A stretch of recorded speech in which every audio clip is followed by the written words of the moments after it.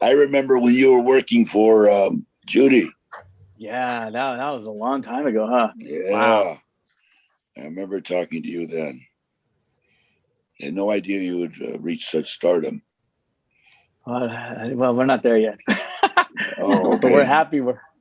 Okay. Just want to remind everybody that we're live on the stream now.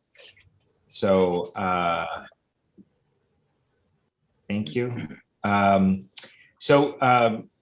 We are now reconvening the regular board meeting from closed session. And if I can have the board secretary do a quick roll call on this reconvening. Thank you. Trustee Buelna? Present. Trustee Fong? Here. Trustee Henderson? Here. Trustee Hoffman? Here. Trustee Moreno? Here. Trustee Vela? Here. Trustee Veres? Here. Perfect.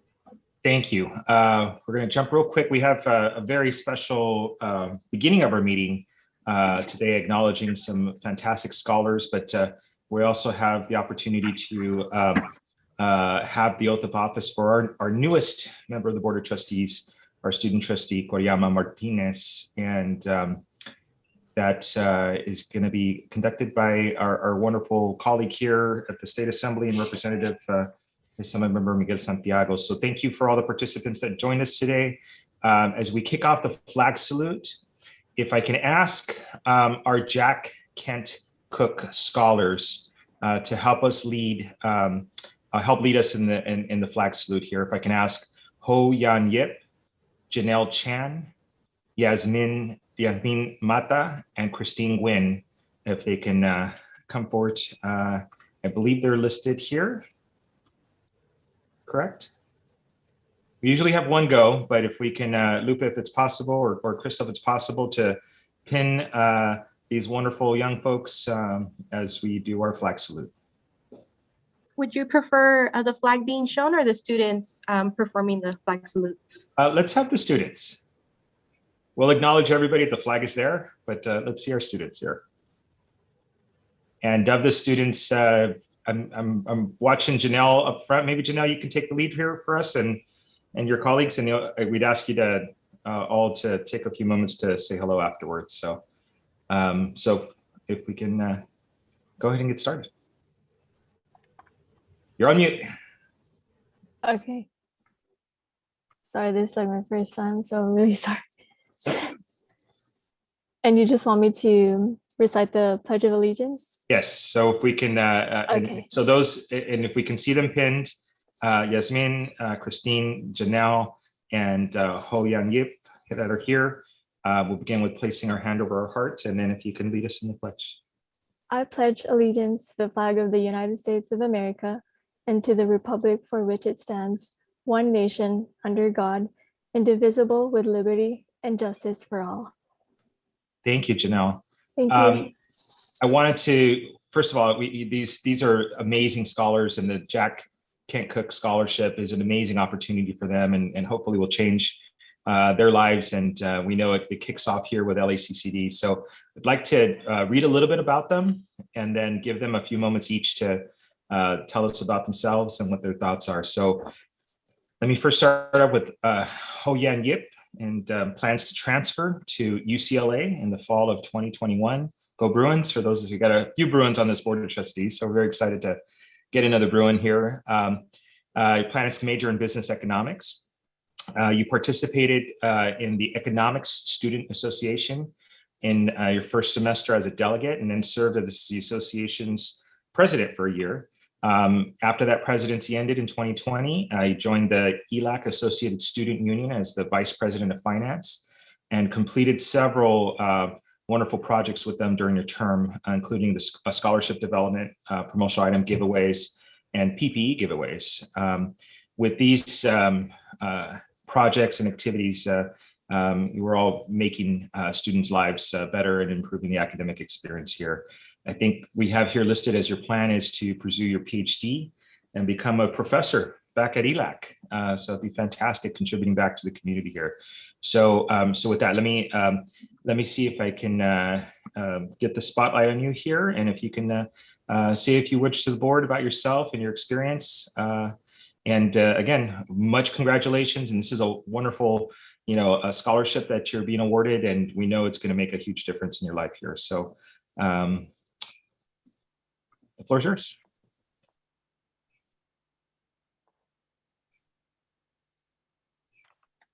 Hi everyone, so my name is Ho Yan, and thank you for having me today here. So I will be transferring to UCLA and majoring in business economics. I have and also I'm an international student. So honestly, LACCD just like makes me like a family. Oh, sorry, that's awesome. Thank you so much for being here, all the trustees, to be in this meetings. I know you're like advocating for the students and helping the students to have a better college experience in LACCD district. So thank you so much for all your contributions. I know this is a very hard time for students, but as well as it's a tough time for everyone here. So just want to say thank you for everyone. Yeah, that's it. Thank you. Thank you. Okay, so right now you all are getting your virtual certificate. Hopefully we'll get the certificate in print to you very soon. So next up we have Janelle Ariel Chan, and she plans to transfer to Cornell University in the fall of 2021, major in human development. Janelle's long-term goal is to become a physician and work in underrepresented communities, I should say, by providing quality healthcare services through medical missions, incrementally eliminating racial health disparities. Janelle immigrated to the US from the Philippines in high school, and to continue her studies and to fulfill her American dream at ELAC, she participated in the honors program, EOPS, the Deloro program. Deloro program is something Trustee Santiago and I know very well because it's a longtime friend of ours. And programs through the Transfer Center and this while balancing her employment as a caregiver. So Janelle, floor is yours for a few words. Hi, everyone. Thank you so much for that introduction.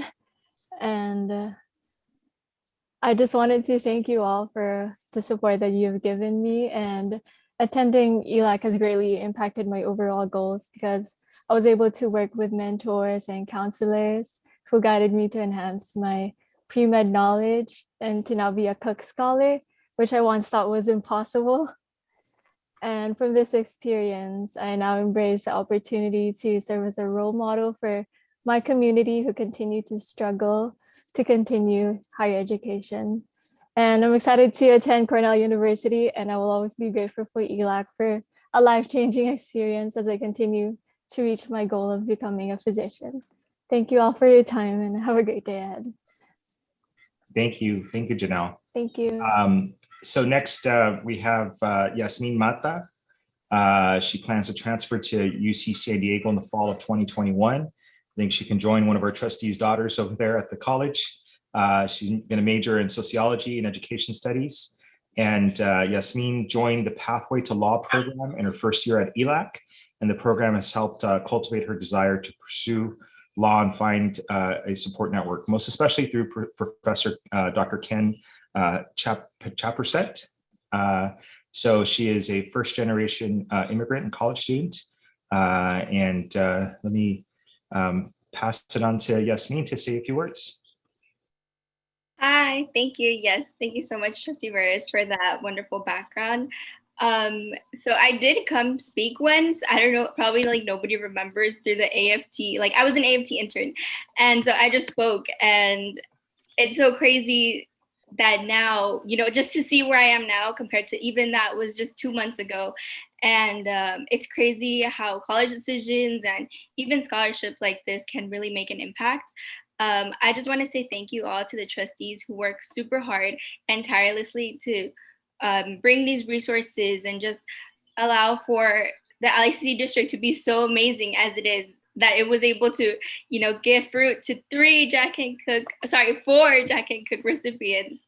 So yeah, thank you so much. Thank you, Yasmin. You know, Chancellor, I just got a quick note from Assemblymember Santiago. I know he's short on time. Assemblymember, did you, let's see if he's still here. Yeah, right here.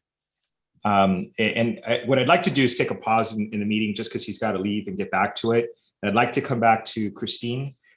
So Christine, if you can beg our indulgence here, since we're losing the person doing the oath of office at the very next agenda item. So if you can hang on a minute, we'd love to come back to you in a second. Colleagues, let me do this very quickly.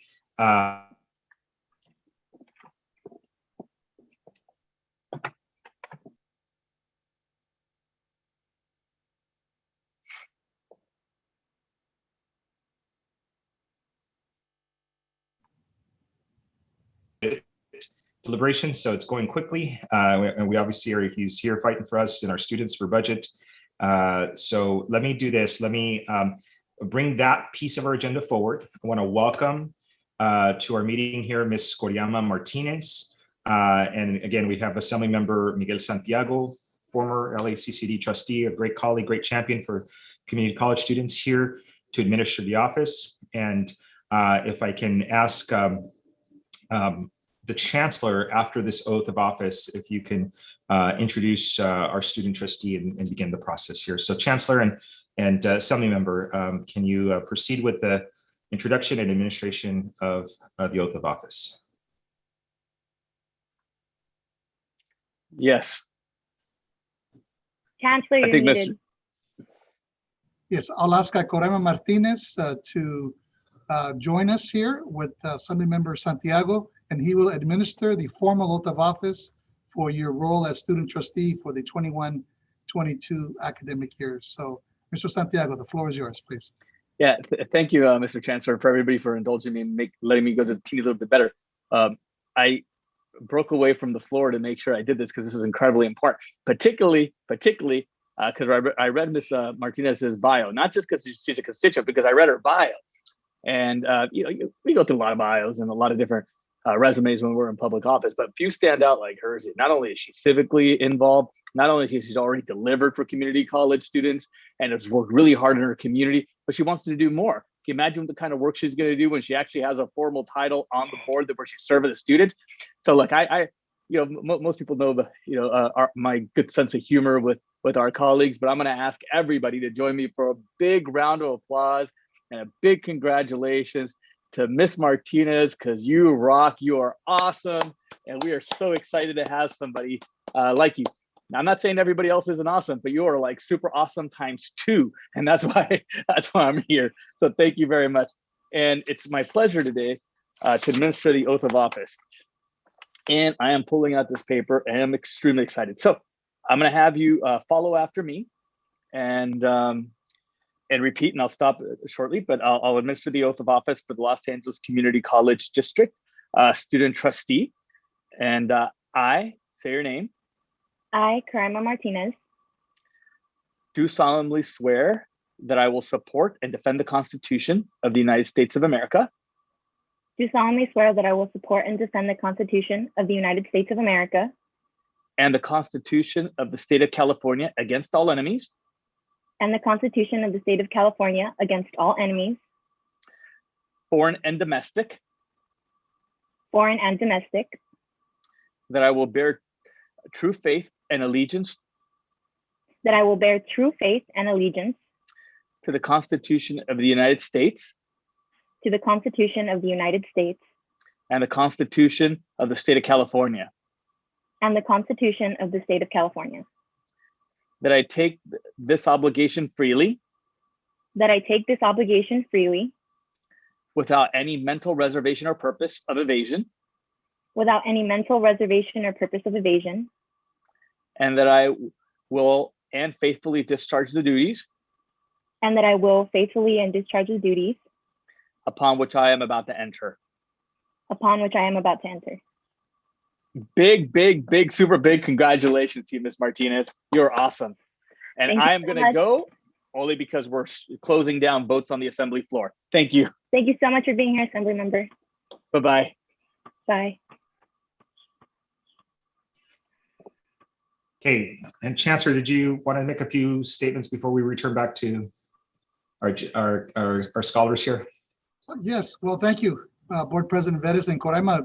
Muchas felicidades to you and your family for this wonderful occasion. We've had the opportunity to meet. She has a very, very important, significant, and ambitious agenda to be a strong advocate for all the students at LACCD. So we look forward to working with you. You have the entire LACCD team and family looking forward to partnering to support your agenda for next year. So Student Trustee Coraima, we ask you to take your place in this virtual space as our Student Trustee. You'll be asked for advisory votes for the rest of the remainder of the agenda. So welcome aboard. Thank you so much. Am I allowed to make a speech, or do we have to go back to the next student? No, Okay, go ahead. Really quickly. So I would like to introduce myself to everyone here. My name is Coraima Martinez. I am a student at East Los Angeles College. To the students who won the Jack Can't Cook, I'm actually familiar with many of you. Danelle, Ho-Yan, I've actually worked with you within the Student Senate and within Delora, so it's really amazing to see that you won. And Yasmin, I've also worked with you in AFT, so it's really amazing to see you had this opportunity. I ran my platform as a student for the students. I have been working to make diversity, equity, and inclusion accessible to all students in all marginalized communities across LACCD and within Los Angeles. And I'm so honored to have this opportunity to continue advocating for the students, advocating for us, and ensuring that our voices are heard and are represented at the Board of Trustees. So thank you so much for this opportunity. And I look forward to working with all of the Board of Trustees members and the district, and as well as advocating for the students and being someone that the students are proud of. So thank you so much. Excellent. Thank you, Coraima. Let's come back to our Jack Cook scholars, and last but not least, Christine Gwynn, and she is not our East LA College students. But nonetheless, obviously a wonderful awardee and a wonderful student at LA City College. So. Christine is a non-traditional first-generation student returning to school. She says she chose LACC because she felt most welcome and supported by a community of diverse backgrounds. She's still in the process of deciding which school to transfer from or transfer to coming this fall. Her goal is to obtain a PhD in clinical psychology and to provide mental health services and education, especially for underprivileged children in developing countries and underserved areas. She's, note this from the wonderful release that LACCD put out on her. She's a member of the Phi Theta Kappa Honor Society, Psi Beta Honor Society. She's also an Ebel, Wells Fargo, and Ralph Bunche Scholar, and is on the President's Honor List there. So really a tremendous student and career there at LACCD. So before I pass the mic on to Christine for a minute. For those, I think I jumped the gun really quickly. Some folks who may be joining us may not know what the Jack Cook Foundation Undergraduate Transfer Scholarship is. It's a very highly competitive scholarship. Will provide up to $40,000 annually for a maximum of 3 years for students and awardees to complete their bachelor's degree.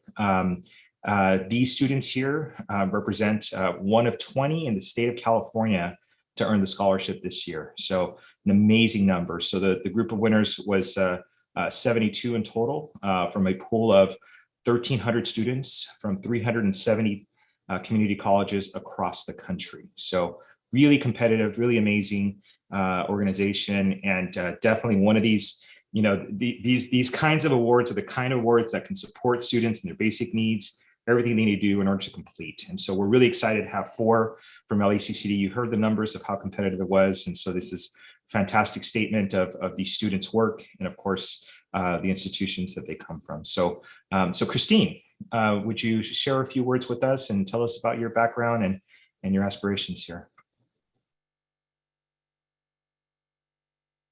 Can you hear me okay? Yes, wonderful. Okay. You're loud and clear. Yeah, okay. Thank you for everyone and for the board for being here and offering this space. I'm actually quite shy, so I'm not used to kind of speaking even in front of Zoom, but I'm just very, very grateful. I think most of what everybody shared already kind of sums up the things that I would like to share.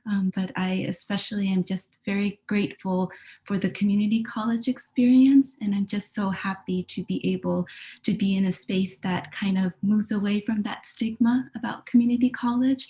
And it's like these scholarships and kind of the things that you have done on the board and at the community colleges that kind of proves that stigma wrong, and really offers these opportunities to non-traditionals, to minorities, to all kinds of walks of life. And so I'm just very, very grateful. Thank you. Thank you. Thank you. So colleagues, trustees, is there anybody who would like to add a comment or make a comment on this? I know a few of us who have presided as board president or the board president in the past have always taken this opportunity when we get a chance to introduce the Jack Kent Cook Scholars as a really significant thing for the district because of how competitive it is. It's really a statement for all of you and your success, and we're so excited about your future. But colleagues, if there's anybody that would like to make a comment, please raise your virtual hand.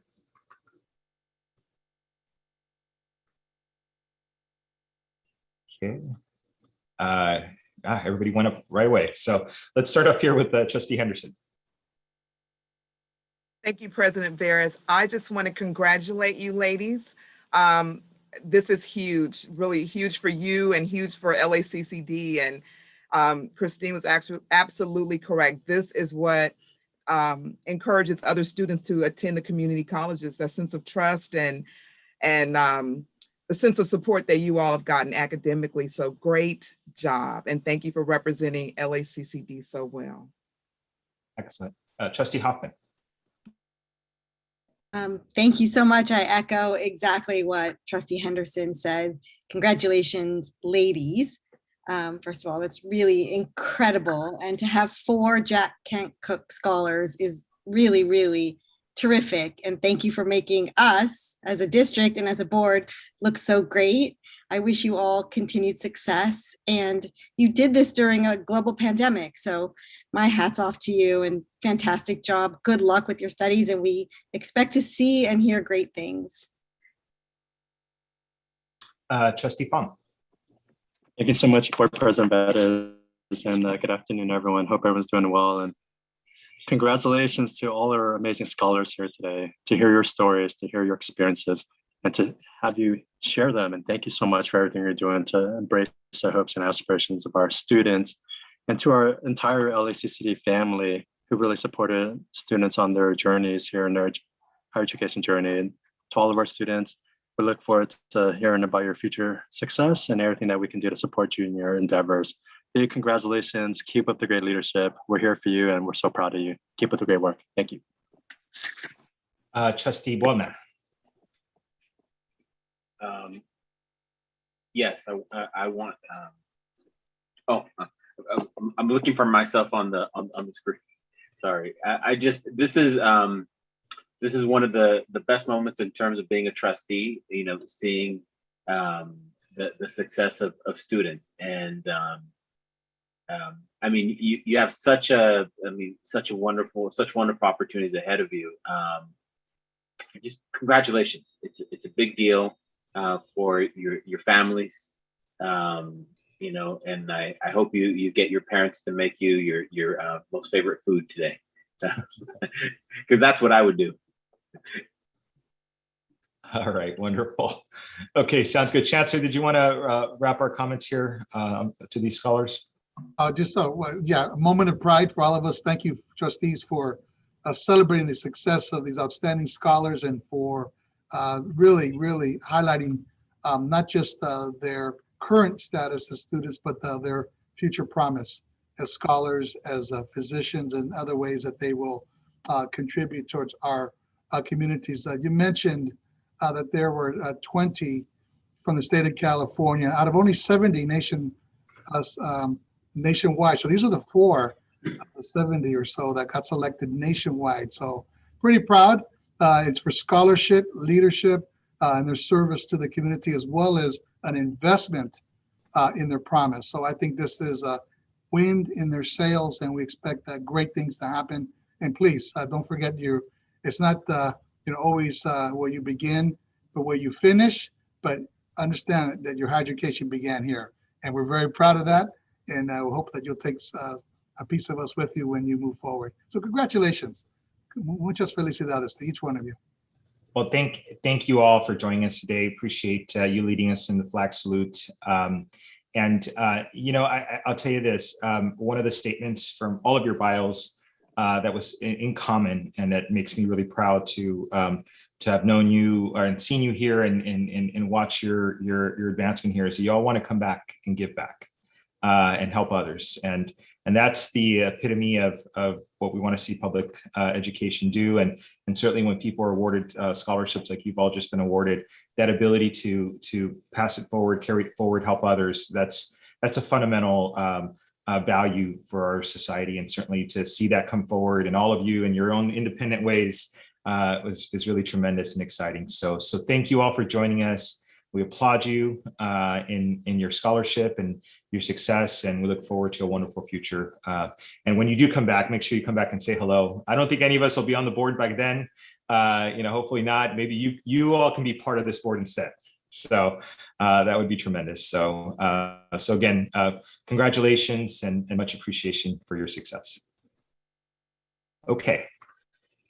Excellent. So let me do this. We have a few things on our resolutions coming up, and I did want to, as in addition to this acknowledgement for our scholars here, wanted to acknowledge and extend our sincerest congratulations to the LACCD 2021 graduating class and their families. I think all of us have had a chance to participate, whether it's been the lavender graduation or the black graduation, or each of the colleges graduation, and all of you scholars also in your graduation processes, you know, tremendous. It's actually one of the happiest times of the year for the board, because we get a chance to be there with you and your families and our faculty and staff.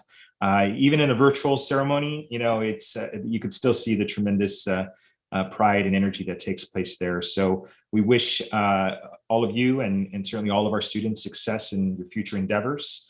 And while this past year has had, you know, its ups and downs, there's so much incredible perseverance and grit that everybody has shown here.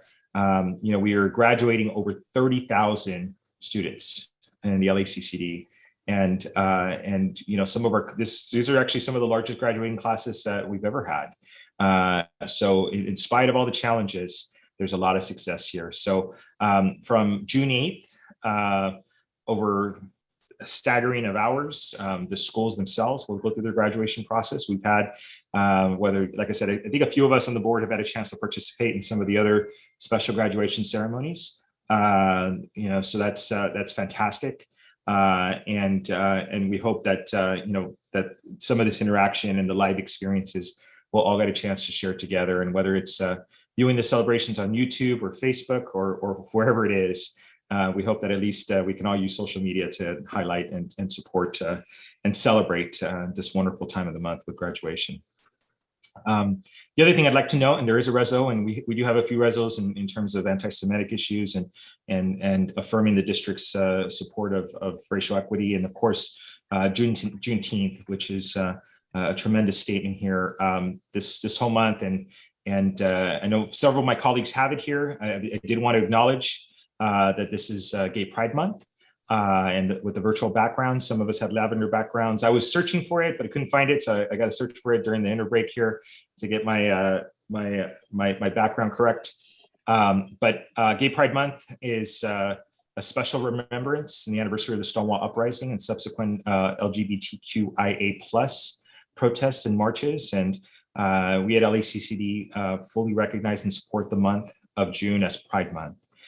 So as an organization, we're proud to stand with our community members who identify themselves as LGBTQIA+, and we commemorate the members who've lost their lives to hate crimes or AIDS, HIV, or other challenges that have been experienced in negative ways because of people's backgrounds here. So with that, we want to use this as a time to not only celebrate, but also reaffirm our commitment to providing our LGBTQIA+ students a safe and inspiring learning environment, free from discrimination harassment and hate, and with a guarantee of mutual respect, tolerance, and acceptance from all our students and employees. So just to kick off our meeting, and I know we'll get it in the resos deeply, but particularly, with the issues of hate that we've seen over the past few months, and police brutality and beyond, it's always important to affirm what we stand for as an institution. So with that, colleagues, I did note it earlier in the meeting in terms of the approval of our agenda. We did have one modification. We were pulling item HH, approval of a dismissal of an academic employee. So that'll come back to our June 16th meeting, but it is not on this meeting today. So please make that note for your records and for the public record here. Chancellor, is there anything else besides that item? Yes, there is just two corrections that have already been corrected on the agenda, but I want to note it for the record. It related to item M5 and then item N1. The items are indeed corrected as presented, and the board will receive them, review them, and discuss those items as presented. They are correct, but there was, from the earlier posting, there was a couple of typos that we've now since corrected.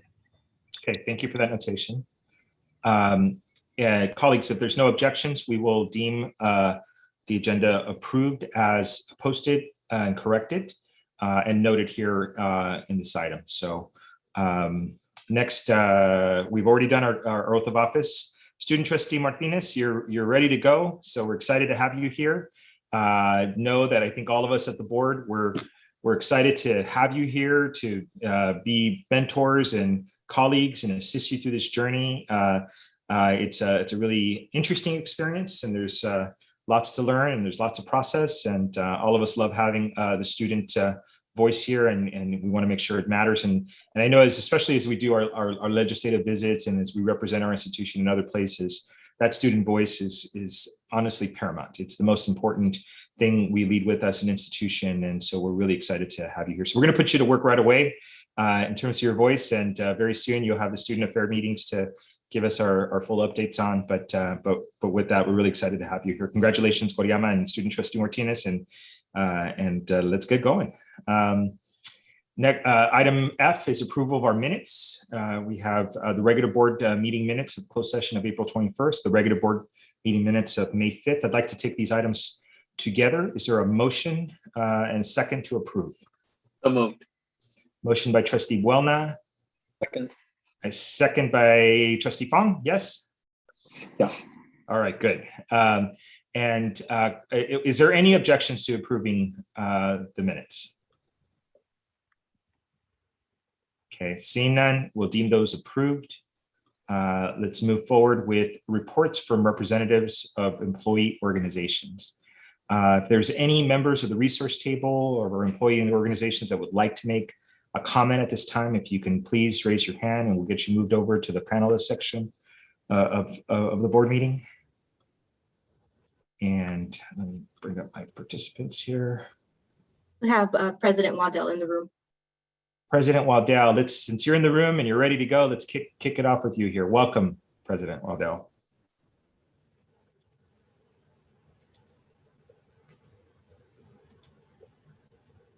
There we go. Board President, Trustee Veras, and all who are assembled here today, and a special welcome to the new student Trustee Martinez.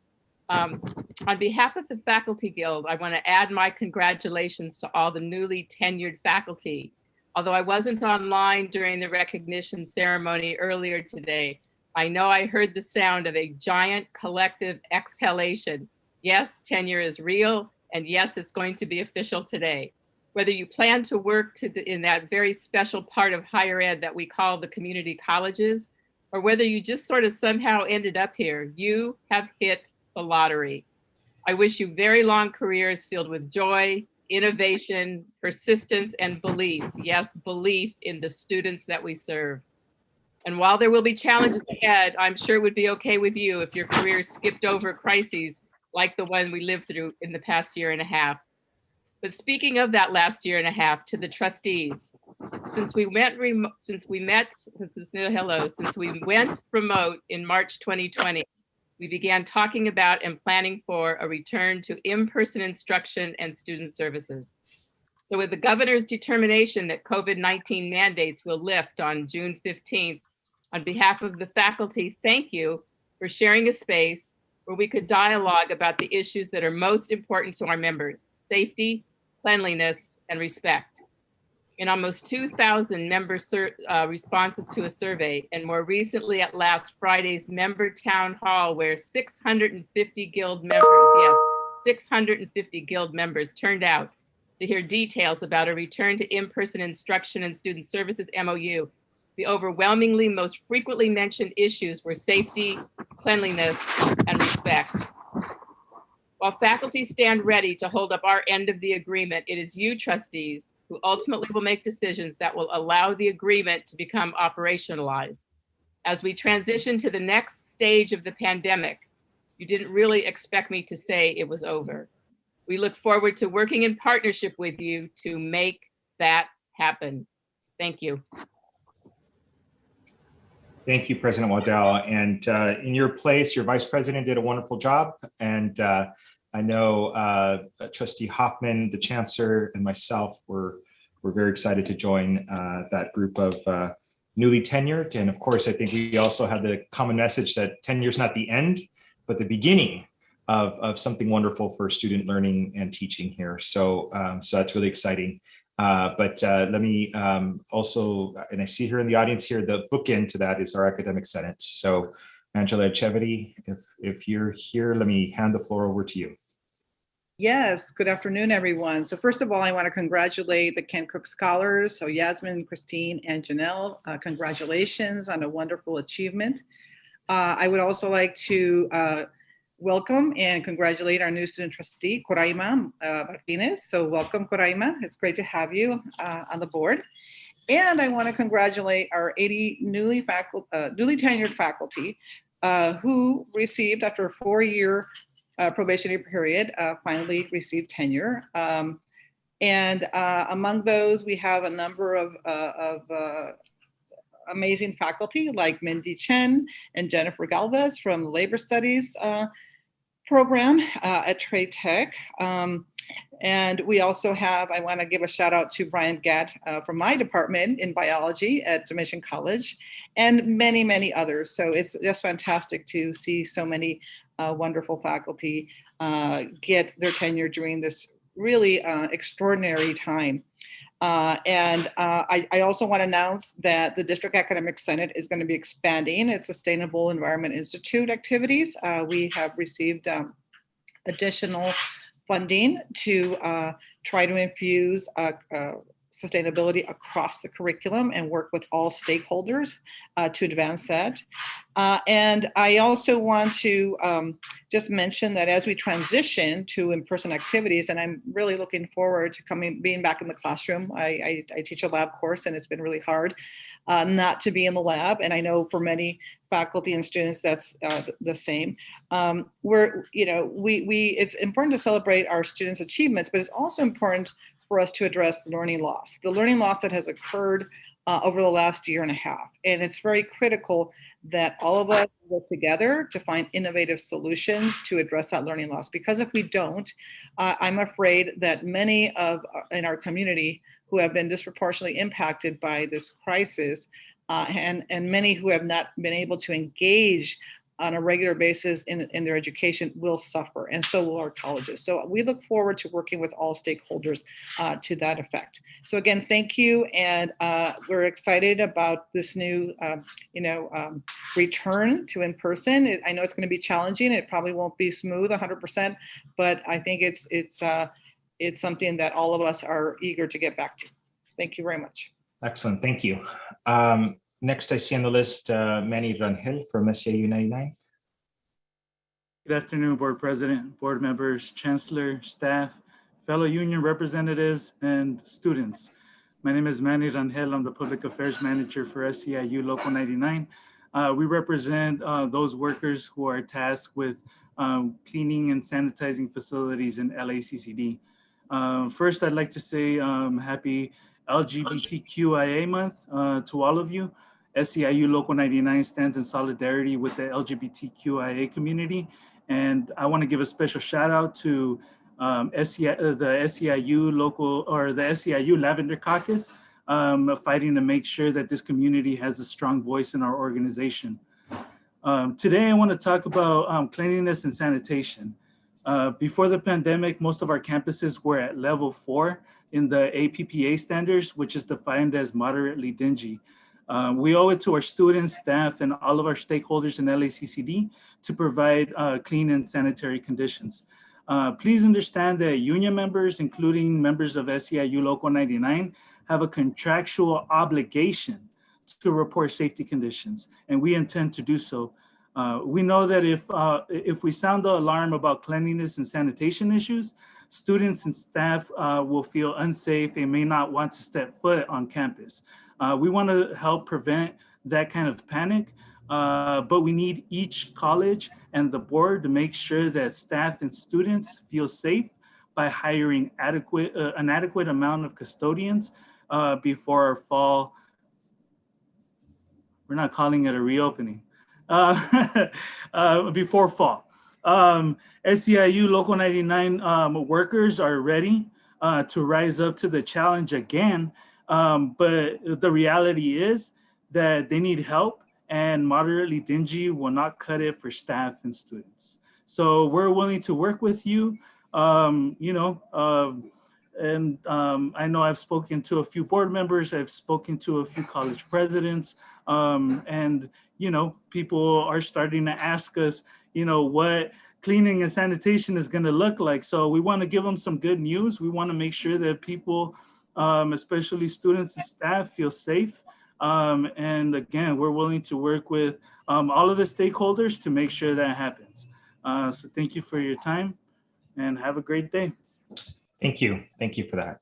Are there any other members of the resource table that'd like to address the board? I don't see any more listed here, but let me give it a minute in case anybody else is there. Okay, seeing none, we're going to move forward with public comment. A second. The First Amendment and the Brown Act guarantee a member of the public the right to criticize a public employee in the performance of his or her duties. However, speakers are encouraged to focus their comments on issues relevant to the conduct of the public's business, rather than on private or unrelated matters. Are there any persons signed up to address the Board of Trustees regarding regular agenda items?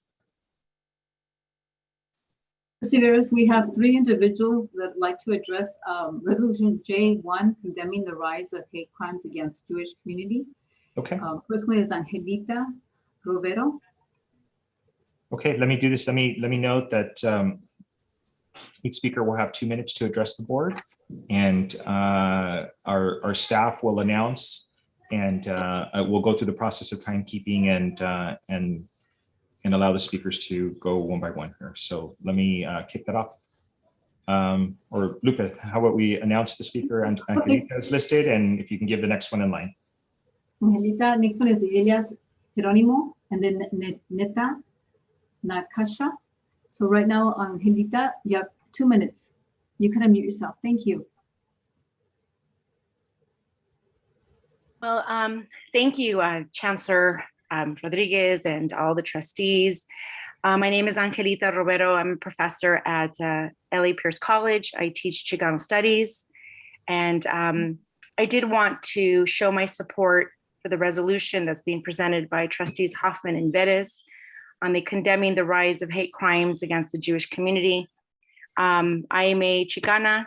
My parents are from Guadalajara. We are also Jewish, and I grew up Jewish. My Hebrew name is Malka. I went to Hebrew school. I have a very diverse background. And with that, I want to say that I'm honored and blessed to be teaching for the LA Community College District. I've addressed the Board of Trustees prior. I've addressed Chancellor Rodriguez in the past and currently also with other issues. And it is an honor to work for such an amazing group of people and the students, but this is something that is very close to home. The anti-Semitism that our students are dealing with and have dealt with over the years. I'm a victim of that as well. And so I just wanted to give my support and thanks to the Board of Trustees, and also, of course, the Trustee Hoffman and Bettis for this resolution being presented today. Thank you. Thank you. Next is Elias. Hi, Elias. You're on. Hi, Thank you. good afternoon, Board of Trustees. I'm here because of item J1, the resolution condemning the attacks on the Jewish community, and I support it because I'm against hate as well. But there is a big problem when you side up with one community only. LACCD is a community that houses both Palestinian and Israeli students. The resolution is completely biased because it only talks in favor of the Jews and makes the Palestinians look bad. Our Palestinian students are also suffering by seeing on the news how their people in their hometown are being evicted of their homes by Israeli forces. The resolution mentions the Anti-Defamation League, and on one of the articles written by them says that Israel is a Jewish state. In that area of the world, there are Muslims, Christians, and Jewish as well, not only Jewish. If it is like if we would say that California is a white-only state. How would you react to that? How come you have not come up with a resolution condemning the ethnic cleansing? Because it is happening. So if you really want to bring peace and want to calm the waters, please support both group of civilians, not only one. Thank you. Thank you, sir. Elias, good to hear from you again.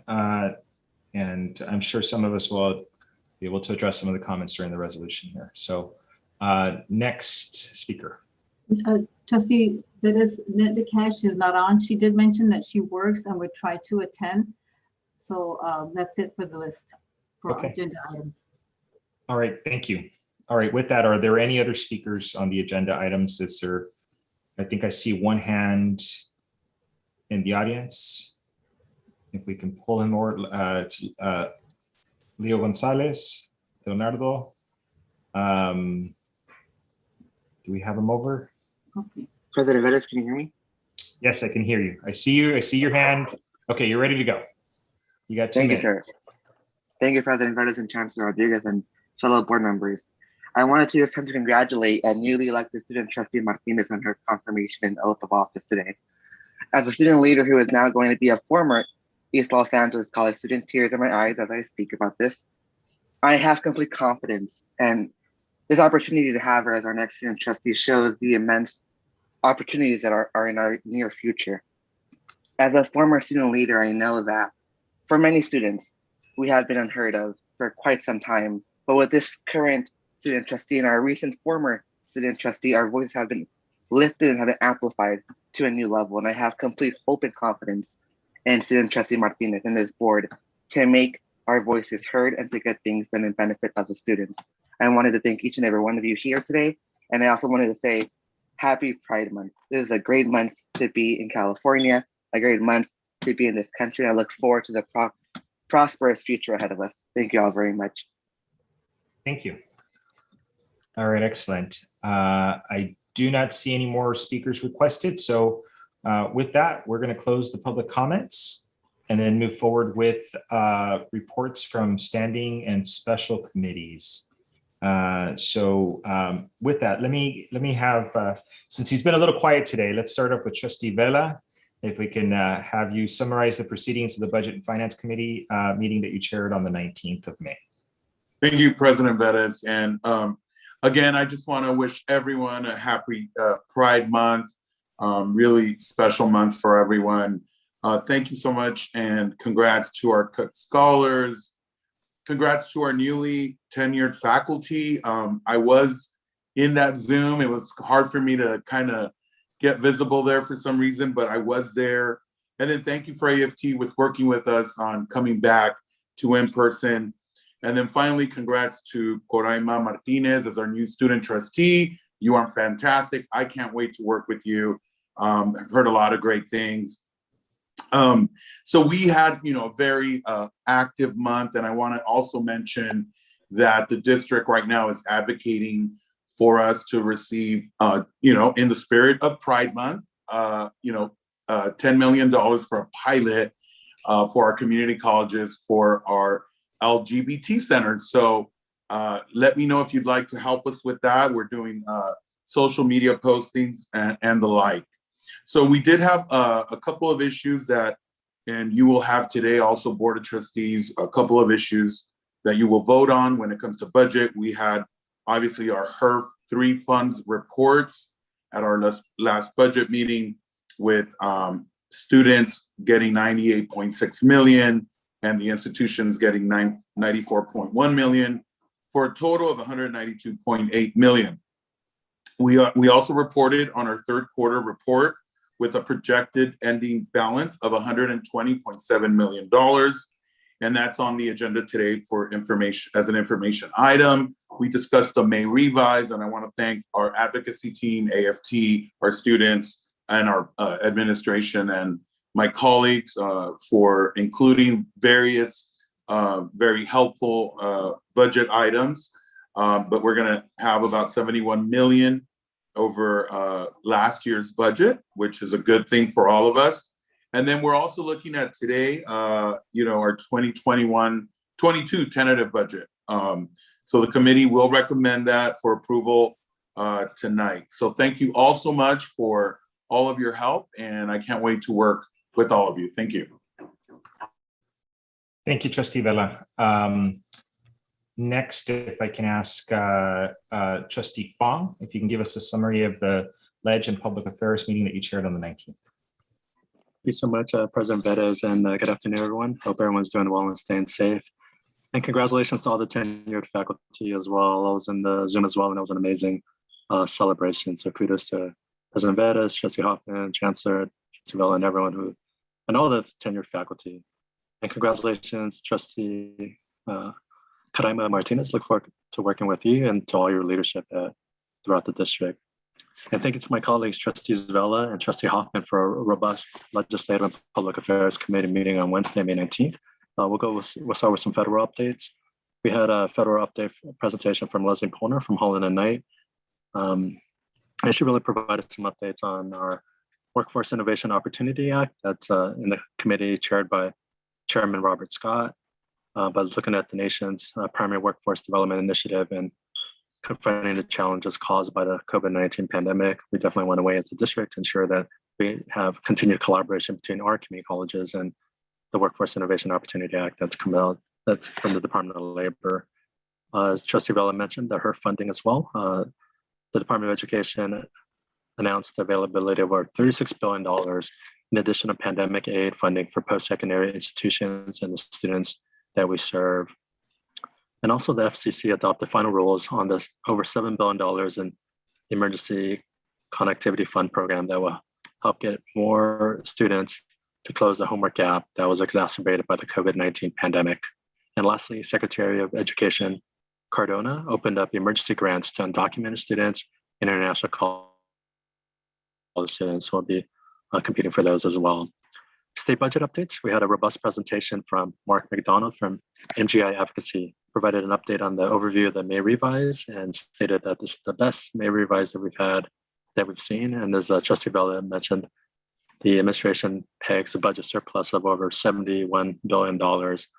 And in terms of Prop 98 funding, that's an approximately boost of $17 billion and an additional nearly $3.6 billion for our community colleges.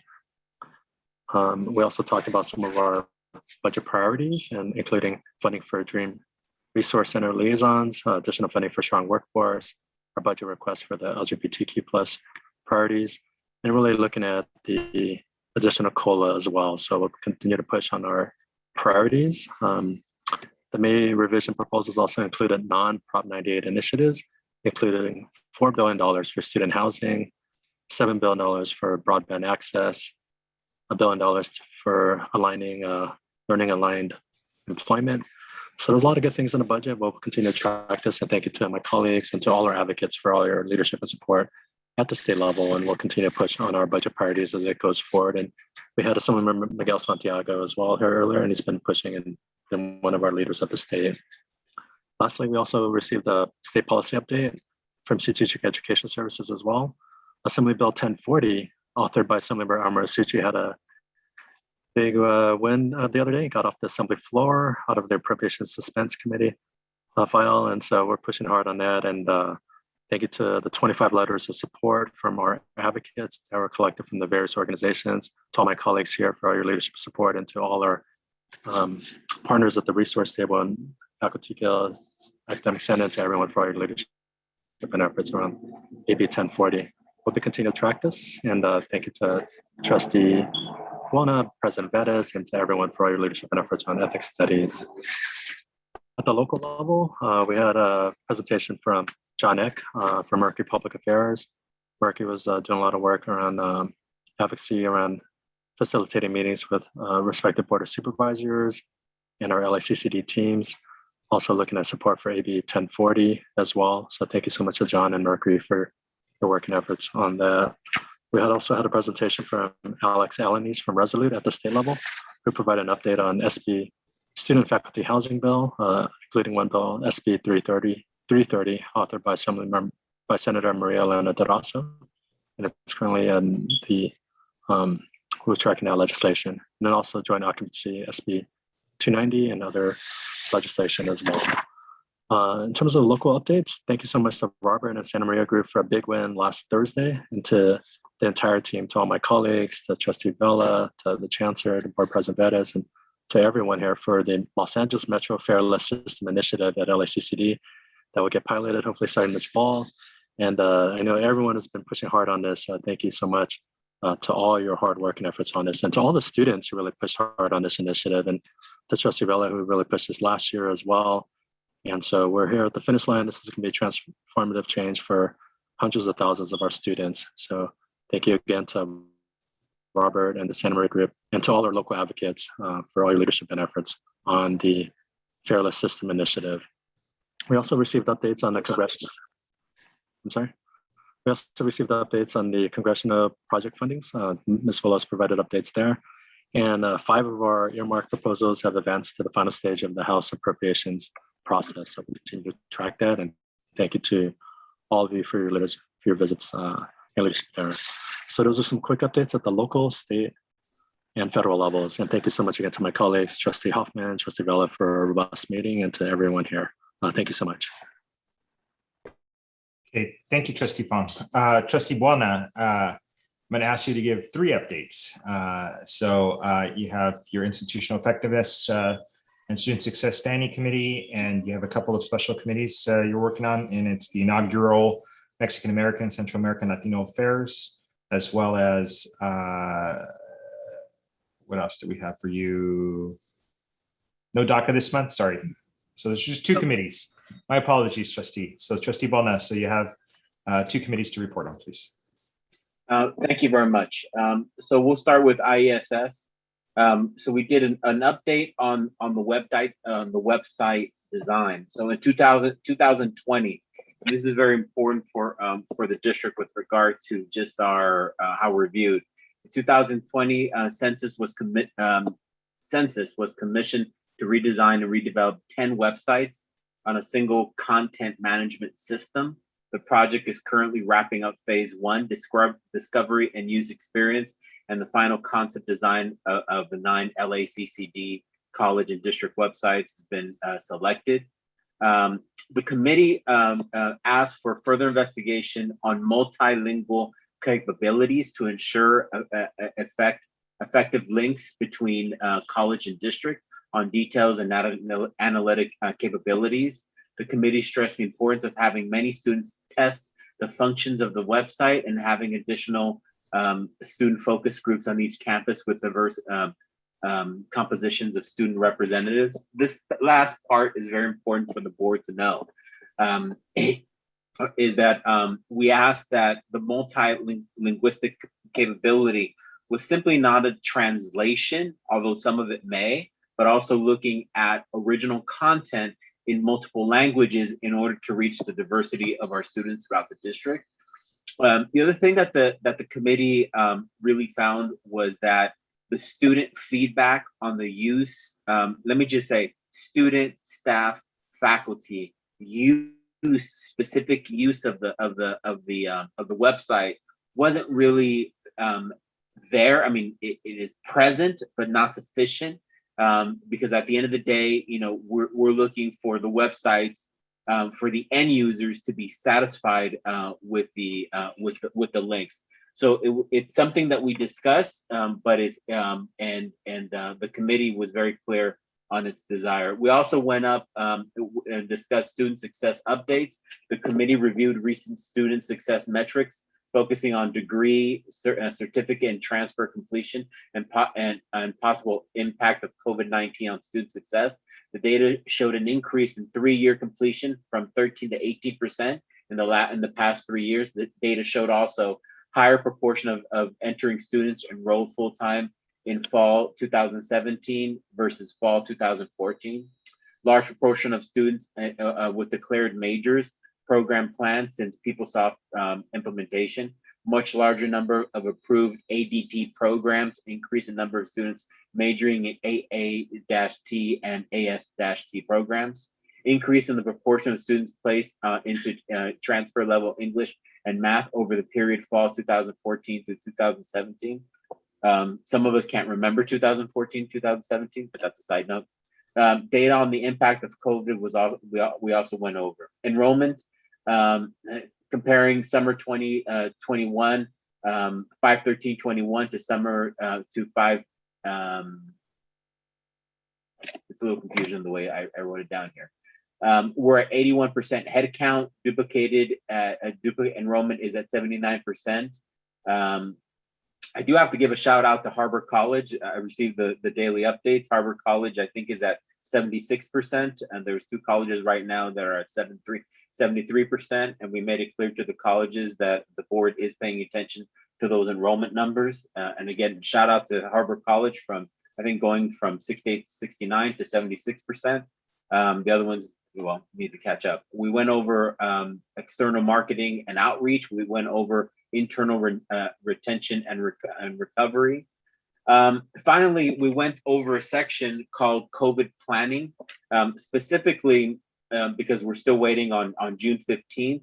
We went over what are some of the protocols and strategies with regard to the thinking process of COVID with regard to COVID planning. Information was provided on the activities and scheduling, cleaning, communication, safety, and facilities. Many adjustments are pending the major decision points on June 15th and the governor's announcement. The plan moving forward includes continued dialogue with collective bargaining groups, as discussed, complete evaluation of legally allowable vaccine mandate. The last 4 words, let me repeat them: legally allowable vaccine mandate. Regular review of the EOC of infection trends and vaccine rates, adjustments to restrictions based on changing circumstances, and June 15th announcement. Updating and revising the grid based on any changes to county guidance, and update communication plans based on decision points.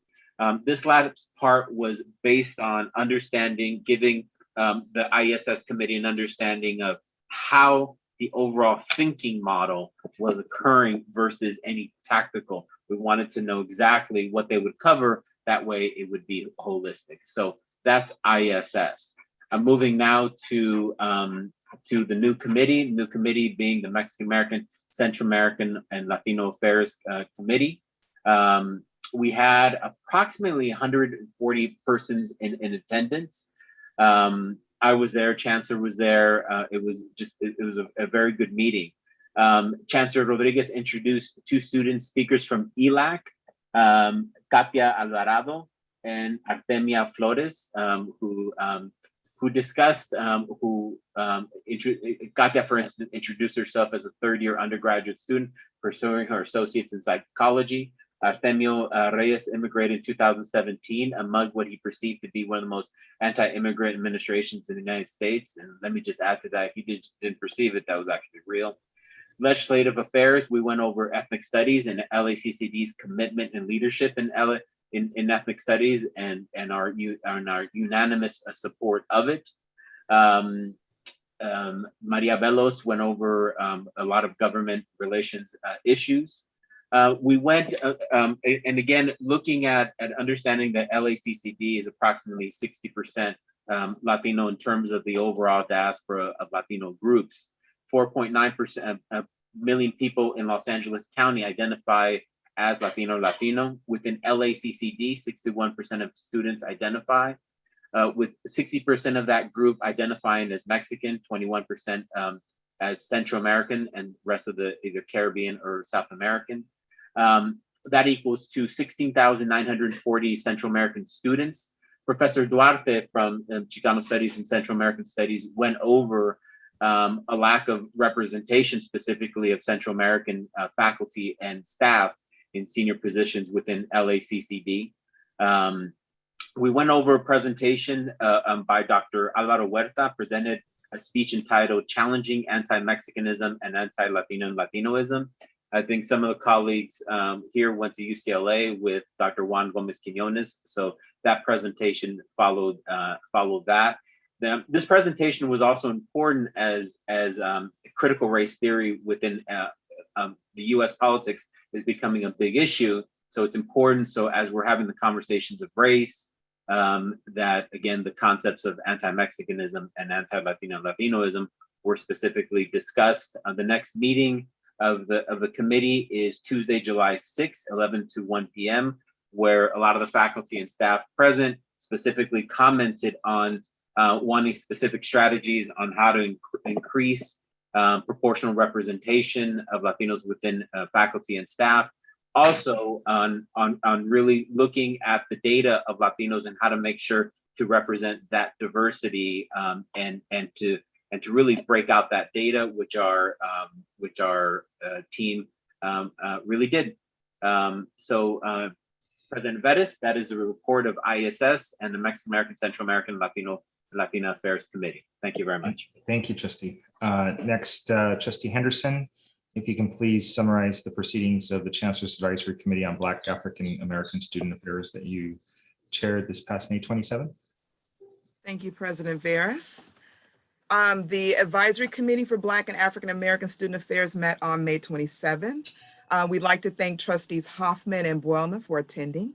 I'd like to say congratulations to all of our 2021 graduates across the district, our Jack Cook Scholars, and especially our new student trustee and our newly tenured employees. At our meeting, Chancellor Rodriguez highlighted the district's commitment to recruit, retain, and bolster African American student success with the unanimous passing of the motion to institutionalize African American student success at all LACCD colleges, as well as providing an update on the continued inclusion of a hiring work group as part of the EEO to review and make recommendations on the recruitment and retention of Black faculty and staff. There was also a presentation by Mr. Steve Henderson, no relation, on budgetary and legislative updates, such as the May revise of the governor's budget, namely the increase in ongoing and one-time Prop 98 funding for student, technology, and workforce-focused investments, proposed Umoja funding, and the adoption of a K-12 ethnic studies curriculum by the State Board of Equalization, as well as the passing of Assembly Bill 1040 this past week. We also had a very special guest, Mr. Maxwell Billion, a best-selling author and television personality, who discussed a partnership opportunity with AAOI and LACCD to conduct virtual workshops on the business of the entertainment business of music, television, comedy, and film by artists and industry professionals. The launch date is Tuesday, July 29th, so stay tuned for more information. And in closing, I'd like to congratulate Dr. Elliott Coney and Ms. Nicole Flores and the Black Graduation Committee for a very, very well organized, well attended celebration of our over 400 Black graduates. That was not only moving, but fun and engaging. I think I laughed and I cried. I cried while I laughed.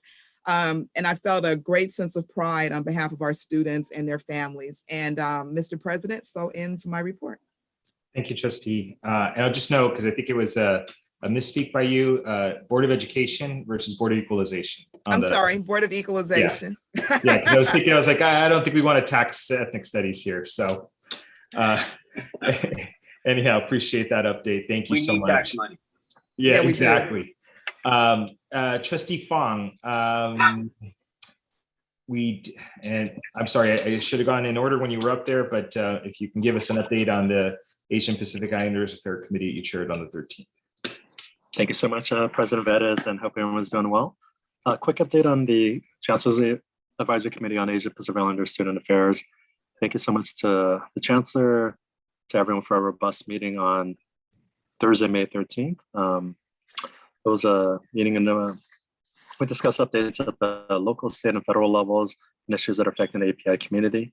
The Chancellor also made special mention of Professor David Song, who is currently the only full-time faculty member teaching Asian American Studies. And thank you to my colleagues here at the Trustee Bona and everyone for bringing the presentation at a board meeting a couple months ago.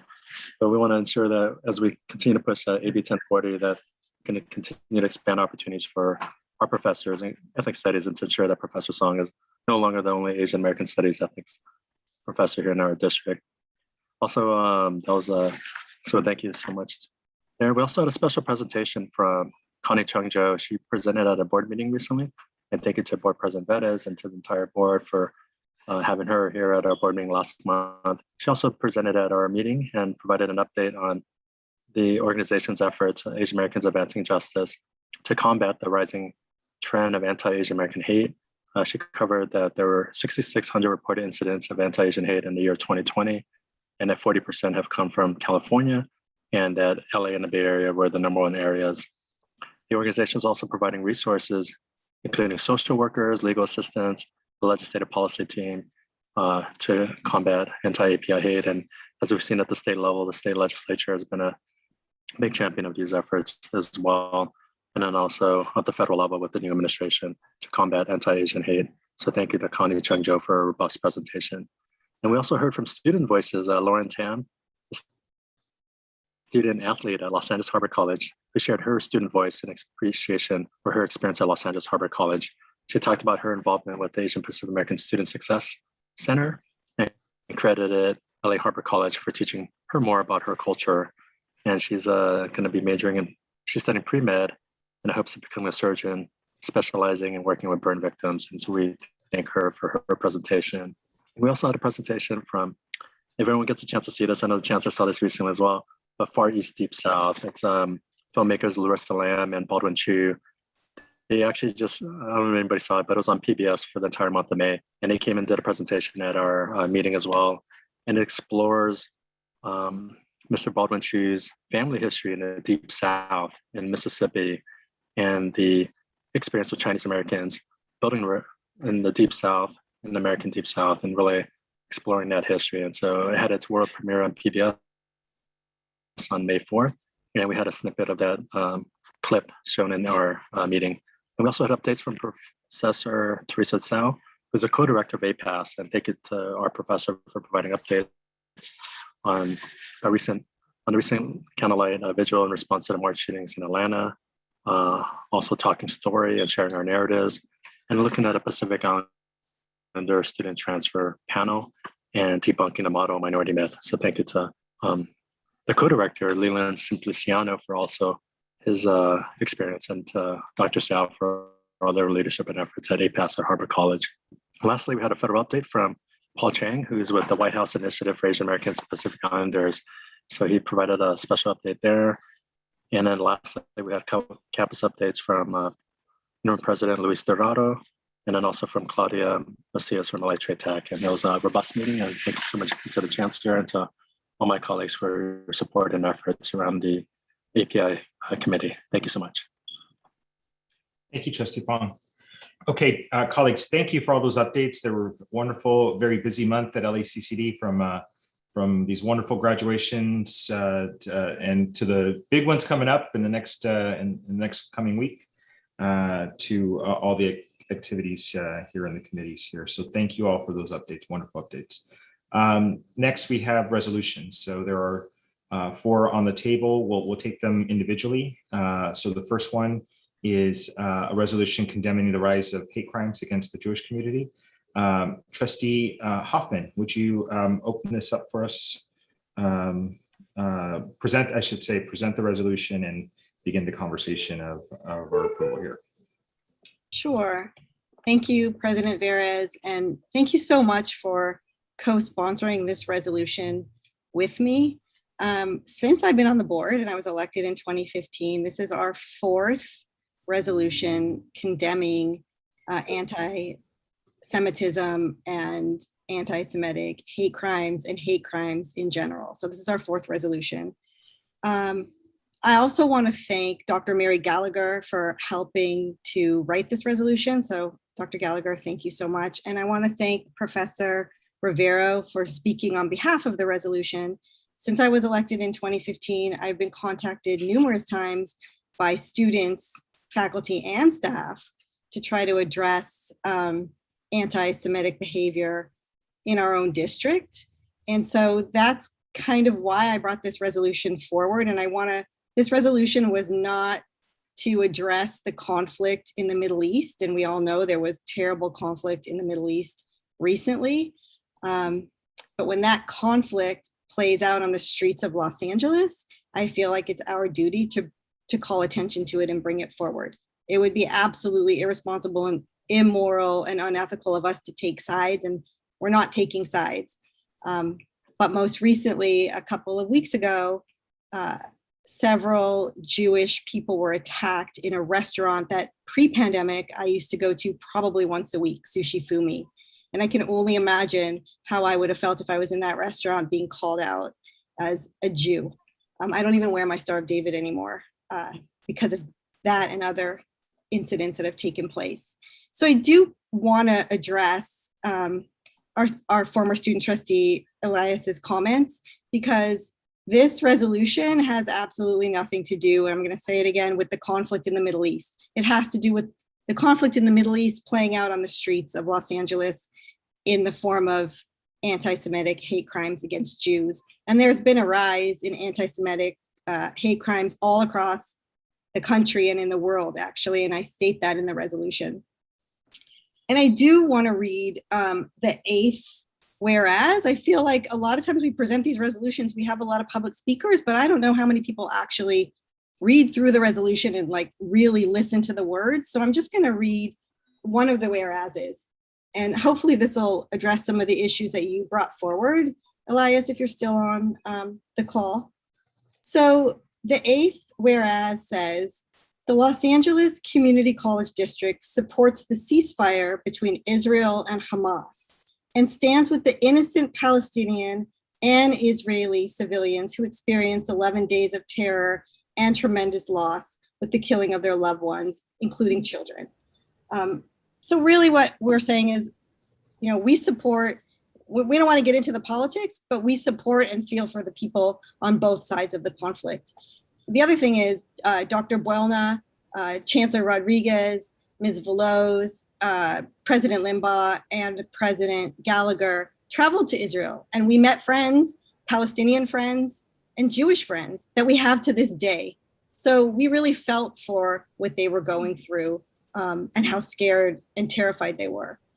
So I'm bringing this forward because there has been a rise in hate crimes against Jewish Americans. We need to be sensitive in our district where some of our students, especially at some of our colleges, the West Valley, parts of the Valley, and LA City College, are Jewish. And I'm presenting this and hope to have your support, colleagues. And it is in no way meant to denounce any other group, because we stand against hate in all forms against all people. Thank you. Thank you, Trustee Hoffman. And in that particular line, I'm glad you highlighted that, because that's a very significant line in the resolution. Certainly, I think the video from a few weeks ago is really a terrible sort of, and it's something that's in our backyard, that's in our face, that was profound in anybody's sort of mindset of being able to see something like that happen. As you know, impactful as the conversations we were having about API hate, and as impactful as we're having the conversation about police brutality, they all come out of that same vein of hate that we want to make sure that we end, and we can look towards mutual respect for one another. But thank you for this, and I know the core of all of our resolutions here is to get to a better place in our society here. I know from the Israel front today, there's certainly going to be changes in the country's leadership with a new government apparently being formed, which has also been an interesting sort of point of debate through the years of the kind of leadership that the nation has. But I think our interest is clearly in our backyard, and clearly with our students, and clearly with the experiences that we have in and out of our communities here. So with that, I'm proud to stand with this resolution and support. I have 3 virtual hands up. So let me run through all those, and then we'll take a motion on this item here. So I think I saw Trustee Fong up first. So let me go to Trustee Fong. Thank you so much, President Vettis, and thank you, Trustee Hoffman, for your leadership in bringing forward this resolution, and thank you to Board President Vettis for sponsoring the resolution as well. No one should be subjected to hate and racism, and we know that the recent attacks on the Jewish community are horrible and despicable, and they must stop. And I condemn this hateful behavior. And it's up to all of us to ensure that hate has no safe harbor in our communities here in Los Angeles and throughout our state and nation. So thank you so much again to Trustee Hoffman for your leadership in bringing this forward, and to Board President Vettis, and really condemning the rise of hate crimes against the Jewish community. Thank you so much. Thank you. Trustee Vela. Yeah, thank you so much, President Veras, and thank you, Trustee Hoffman, for bringing this forward. I do want to acknowledge the comments of former student trustee Elias Jeronimo and recognize them as valid as well. I think there has been a lot of discussion in world affairs and what's happening in the Middle East. My concern, and why I want to support this resolution and add my name to it, is because we also can't be blind to the fact that we have white supremacists of mainly coming from a place of hatred, and the last president of this country ignited these people like the Ku Klux Klan that have grown stronger, and a lot of the white supremacists that are alive and even in our state, and we're seeing more and more of them being discovered in places like Orange County and Santa Clarita Valley, and so on and so forth. So we cannot allow for them to continue to do this to our Jewish American brothers and sisters, regardless of what the situation is over across the Atlantic Ocean. And so for me, it's about that. And I want us to recognize that hate is still alive and well. Just because we don't have the former president in office, there are currently many, opportunities that these people are doing and organizing each other in order to come back and terrorize our Jewish American, Asian American communities, our Latino communities, our Black communities. So with that being said, again, understand completely the points of view, but I want to stand and sign myself onto this resolution because I believe that this stems from other factors, not just what's happening in Israel. Thank you. Thank you, Trustee. Next, Trustee Bowman. Yes, thank you. So I want to say, as a district, I think we are. Not I think. I know since I've been on the board and way before as well. Sorry, I know I have a big light on me right here. We respond pretty quickly, and when you have anti-Jewish behavior occurring in our region, as a community college district, I'm proud that we respond quickly to make sure that what occurs here on our territory, on American land, American soil, Los Angeles soil, that we react to. I appreciate the distinction with regard to foreign policy, and I know this world is interconnected, but we have a responsibility to react to what's here. And I think a few years back, I think there was some thought of removing Jewish studies at Valley College for Laccd students taking it. My reaction at the time was, well, we need to do a better job of promoting it and teaching instead of removing anything. And we made that clear that wasn't going to happen. The other point I wanted to make was it's important, these resolutions are important, and the discussion is important, even though we've had several resolutions, because people generally forget. And as human beings, you know, generations come and generations go.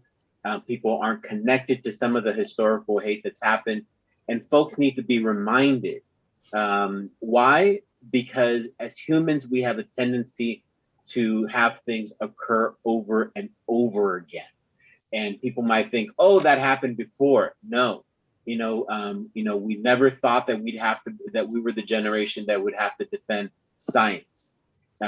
So, if we have to, not that we have to, we need to support this resolution for the general health of our district and for the general health of our region, to make sure that it's very clear that anti-Semitism is not acceptable. And I appreciate the diligence with regard to crafting the language of this resolution. And I am extremely proud to support this resolution as well. Thank you. Thank you, Trustee. Student Trustee Martinez. Yes, thank you. I am in support of this resolution completely because I am against any kind of hate, any kind of prejudice, any kind of racism to any kind of community, especially because LACCD services many communities. But in being that LACCD does service many communities, it does service the communities that are being negatively affected by ethnic cleansing. So I do appreciate when I was going through the resolutions that the 8th whereas included an address that we weren't in support and that we stand with our students that are being affected by this ethnic cleansing, or that their culture or that their people are being affected by. But I believe that the issue that former trustee Elias Geronimo highlighted is that it was thrown in as an 8th whereas. So it is not to say that this resolution or that this isn't appreciated, that this isn't needed. This is very needed. And with the attacks that have been against the Jewish community, I am very much in support of this. But I am also in support of allowing our students that are being affected, that are part of these communities that are facing ethnic cleansing, to know that we are standing with them. And I feel that the issue is that it was thrown in as an 8th whereas, where it could have been a resolution in itself. Standing with our students that are Palestinian or that are Israeli isn't standing against the Jewish community in any way. And I've actually had students, Palestinian students, reach out to me and thank me for the support because I have been posting, things that, I'm not in support of the ethnic cleansing that is going on. So I believe that, in addressing, Jewish hate and ensuring that we are 100% against this, letting the district know that we are 100% against this, letting our students, faculty and staff and the community know that we are 100% against this. We must also, I feel, maybe create a resolution that is just going to say exactly what this 8th whereas said, to let our students know, that our Palestinian students and our Israeli students know that they're not just an afterthought, or that they're not just thrown in as a last whereas, that we also do stand with them the way that we do stand with the Jewish community, because this is about human rights. So I believe that in letting our Palestinian, our Israeli students and community members, faculty, staff know that we stand with them isn't standing against anyone else. But I am very much in support of this, but I would like to see a resolution that shows our Palestinian, our Israeli community that we do stand with them and that we are against ethnic cleansing, not only as a 8th whereas, but as a resolution as a goal. Thank you. Can I respond, Trustee Veras? Yes, Trustee Hopkins. Thank you so much, Student Trustee Martinez. And, I think I'm sorry if it appeared as it was thrown in, like the 8th whereas. That was certainly not my intention. And it certainly wasn't my intention when we address anti-Semitism to actually have to talk about the conflict in the Middle East. They're really two kind of separate issues. So I would be happy to work with you on crafting a resolution about ethnic cleansing and some of the other issues that you bring up. This simply was really to address the anti-Semitic attacks that took place in Beverly Hills, near Beverly Hills, and what's happening across the country currently because of the recent conflict. But the conflict goes way back, and I'm certainly happy to work with you to bring forward a more comprehensive resolution in support of our students. This is really just to denounce anti-Semitism and hate in all forms. So thank you. Okay, thank you. I have a couple of requests to add names onto this resolution. as presenters. So let me acknowledge that and allow that to happen here with Trustee Vela and Fong. Was there any other, and Buelna as add on to this resolution, any other trustees interested in adding their name before we take a motion and vote? Okay, sounds good. Trustee Hoffman, I'll take it as you motion. Oh, Trustee Henderson, we'll add your name to this one too. President Veras. Yes, Trustee Vela. And I think, Ms. Hoffman, are you open to reintroducing this with some of the kind of concerns of other folks, and in particular, our former student trustee, forward and bring something else back? I'm a little confused. I'd like to move this forward, and then I'll work with our new student trustee, and we'll come up with something completely different, but that's more inclusive.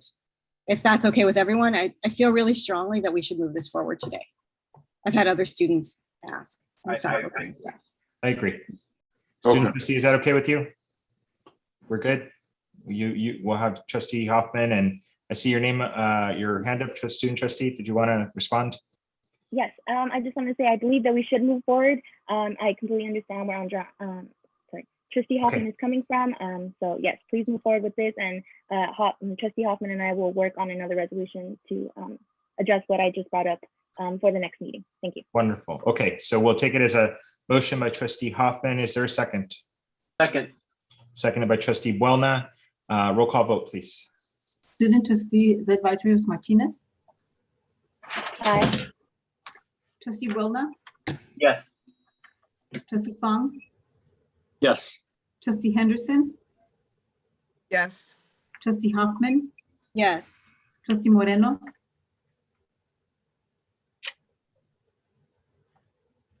We'll come back. Trustee Vela. Yes. Trustee Veras. Yes. Trustee Moreno. Okay, he might be away. Okay, we'll give him an opportunity later to add on his vote. So, okay, that item passes. Next, we're going to do in celebration of the Juneteenth. My vote is yes. Okay, Trustee Moreno, thank you. Okay. We'll note that for the record. He votes yes. Okay, Trustee Veras. Yes, sir.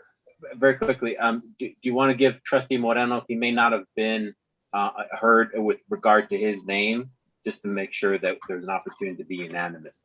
No, he voted yes. I'm sorry. He jumped in and voted yes. So we're going to record that as a yes vote. Okay, thanks. Okay, next, in celebration of the Juneteenth Independence Day, this is presented by Trustee Hoffman. I'm sorry, Trustee Henderson, Fong, and myself here. So Trustee Henderson, do you want to kick off the presentation of this resolution? Sure. Thank you so much, President Veras. I lost my camera. This resolution in recognition of Juneteenth is really personal and dear to my heart. So thank you, President Veras and Trustee Fong, for co-sponsoring. As a Black woman and its descendant of formerly enslaved people in this country, I celebrate Juneteenth annually, and I view this resolution as a very important beginning to acknowledging this country's history and its impact on our students as generational trauma. Juneteenth is a celebration of freedom, as much as it is a reminder of a time that Blacks in this country were not free. And it is my hope that this resolution gives voice to the struggle for equal rights. And I see it as a step in the right direction to show our district stakeholders that they're valued and that they're seen. So I hope that my colleagues will vote in favor of approving this resolution. Wonderful, thank you, Trustee. And I want to add a little bit to it because during my academic exploration and experience, this is actually one of the events and holidays or celebration events and recognition times that I took special interest in, particularly because of the slave trade to Mexico and runaway slaves to Mexico, where we had an independence, a declaration of the abolition of slavery in Mexico 30 years prior to this. announcement in the United States. And so the exchange and interplay and the communities that were established in northern Mexico and along the Texas border is a particularly rich history. It's an amazing standpoint of resistance and cultural exchange, and certainly to note the sort of deep racist history in Texas, and to see what came forward afterwards as sort of the last place that there was a slave emancipated is really significant in our nation's history, and it's interconnected and interwoven with the country right beside us, considering all the activities that happen there. So this is one of those days that's particularly important. I started my celebration by just having wonderful food. It's always a wonderful cookout in June, but to look back at the deep history here and connect it to today is incredible and wonderful. And thank you, Trustee Henderson, for allowing us to be part of an annual experience here as Independence Day is. We're going to celebrate it here at LACCD as well. So, Trustee Vela, comments, questions? I just want to, add my name onto this one as well. So much of our policies right now are trying really for us to erase history. And, this celebrates emancipation in the various ways that it happened here in this country. And so I just want to make sure that we also pay attention to the historical significance of this very important day. And thanks to my colleague, Trustee Henderson, for not only bringing this resolution forward, but to, sharing her experience as well. Thank you. Okay, wonderful. General Counsel Prieto. Hello, President Bettis. I just wanted from a procedural standpoint, and I think you did it in the first item, is the part of the motion we may just want, so it's very clear if folks want to add their names to the resolution, it might be best, as Trustee Bella just mentioned, we'll be explicit in saying we're adding these folks' names to the resolution. As the chair knows, we can't have more than 3 folks recommend the resolution, because that would be a violation of the Brown Act. But once the motion is made, if other folks want to add their names, as the chair mentioned in the first item, we can just do that, and we'll just clearly state that as part of the motion. So just wanted to say that, President Bettis. Thank you, General Counsel, and I will do that in the process. I wanted to give people an opportunity to speak and say a few words here. So, Trustee Walnut. Thank you. This resolution is important for a lot of the reasons that have been brought up, but also as an institution of higher education, we have a specific responsibility to educate, and I think this falls into that spirit perfectly. Thank you, and of course I want to sign off. Okay, wonderful. So let me have a motion by Trustee Henderson, and Trustee, I'm going to make. I went back and looked up an old term paper that I wrote. There is a continuous celebration of Juneteenth in Nacimiento, Mexico. It's about 3 hours south of Eagle Pass, Texas. And it was a group of Black Seminole slaves that ended up in Mexico. And it's been continuously celebrated to this point today. So it was a wonderful little tidbit of history, but the interrelationship and connection with runaway slaves to Mexico has been an interesting point of study for me, and it just caught me with Juneteenth, and I know I wanted to make a note for myself to mention that today. So, Trustee Henderson will take it as a motion on your part. Is there a second? Second. Seconded by Trustee. We'll go Trustee Funk since he's here, and then I'm going to open it up to additional inclusions on the resolution. I have Trustee Walnut with the request. I have Trustee Vela with the request. Any additional trustees would like to be added to this resolution? I'm already on there, right? You are, I believe, yes, you are on there. Yeah. So, sorry, I'm frozen on my screen here. You are not, so we'll add you on there. All right, sounds good. Okay, so we're added on, and let's student trustee Martinez. Yes, I had a question. Is the student trustee allowed to be added to resolutions as well? Or is that not for, does the student trustee not included in that? You know what, let me double check with our general counsel. I don't know off the top of my head, but if she's allowed to, by all means. So thank you, Trustee Martinez, and for the question. Yes, because is the resolution for the student trustee, it allows the student trustee to make seconds on motions that are not personnel related. There are certain motions that you cannot, and it's an advisory vote. So I think it would be appropriate for your name to be added on the resolutions, if that is your desire. Thank you so much. So yes, would you like to be added on? Yes, please. Okay, we'll add the student trustee on that too. Okay, wonderful. So we have the motion, the second, the add-ons, and if we can do our roll call vote, please. Student trustee Martinez advisory vote. Yes. Trustee Buelna. Yes. Trustee Fong. Yes. Trustee Henderson. Yes. Trustee Hoffman. Yes. Trustee Moreno. Yes. Trustee Vela. Yes. Trustee Vettis. Yes. Thank you. And I'm going to take a quick moment of a chair's privilege here and ask, because there is actually a Juneteenth celebration going on in LACCD at ELAC. And so if I can ask that Natalina Monteiro be given an opportunity to invite members of the board and the public as well to participate in the Juneteenth celebration. So Juneteenth, if you haven't figured out, June 19th, coming up in a few weeks. So Can you hear me? Natalina? Yes, can you hear me? Yes. Okay, thank Here. you. Hello, everybody. This is Natalina Montero, and we actually finalized the schedule this today. And we are having a Juneteenth celebration, I guess Friday the 18th from 10 to 12. You are invited. I'll send you the link. We are finalizing the guest speakers. We're going to do a little brief history. We're going to have some music, and we're going to have some spoken poetry. And the committee includes myself, Professor Laccd Jones, Dr. Vanessa Ochoa, and Ms. Golden Shear. So yeah, we are celebrating this. This will be our first annual celebration, and next year we'll make it even a bigger event. Thank you so much. Thank you. Thank you for the invitation. Wonderful. Okay, so let's come back to resolution number 3.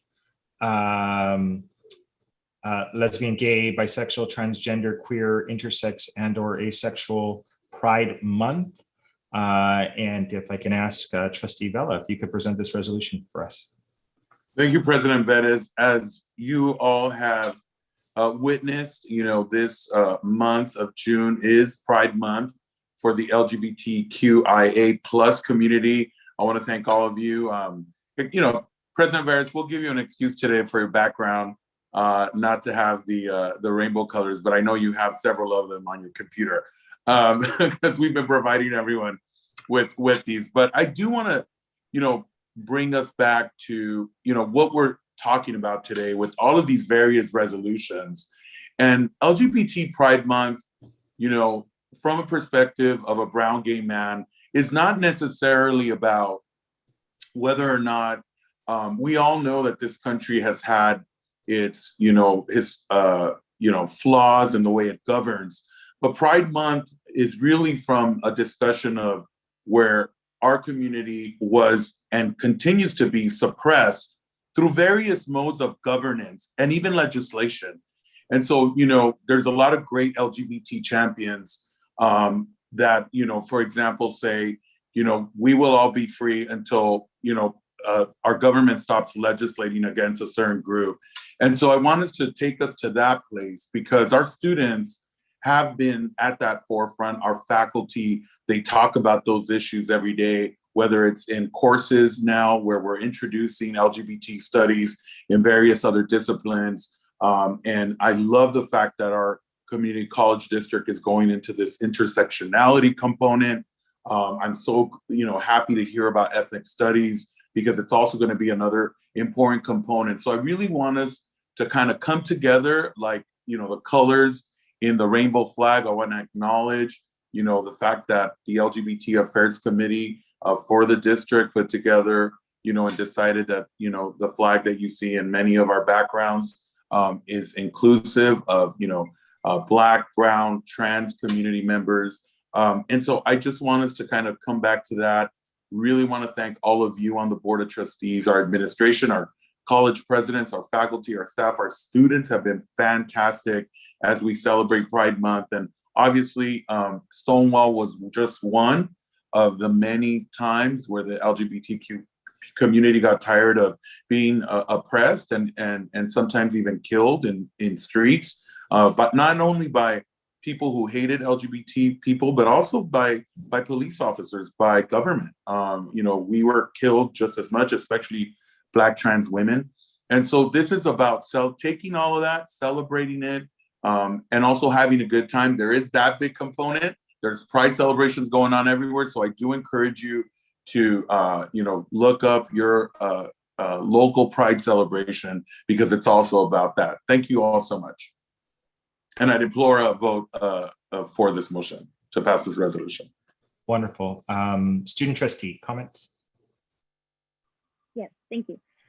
So firstly, before I make my comment, if someone could get me that background, please, I would like that background. But now for my comment.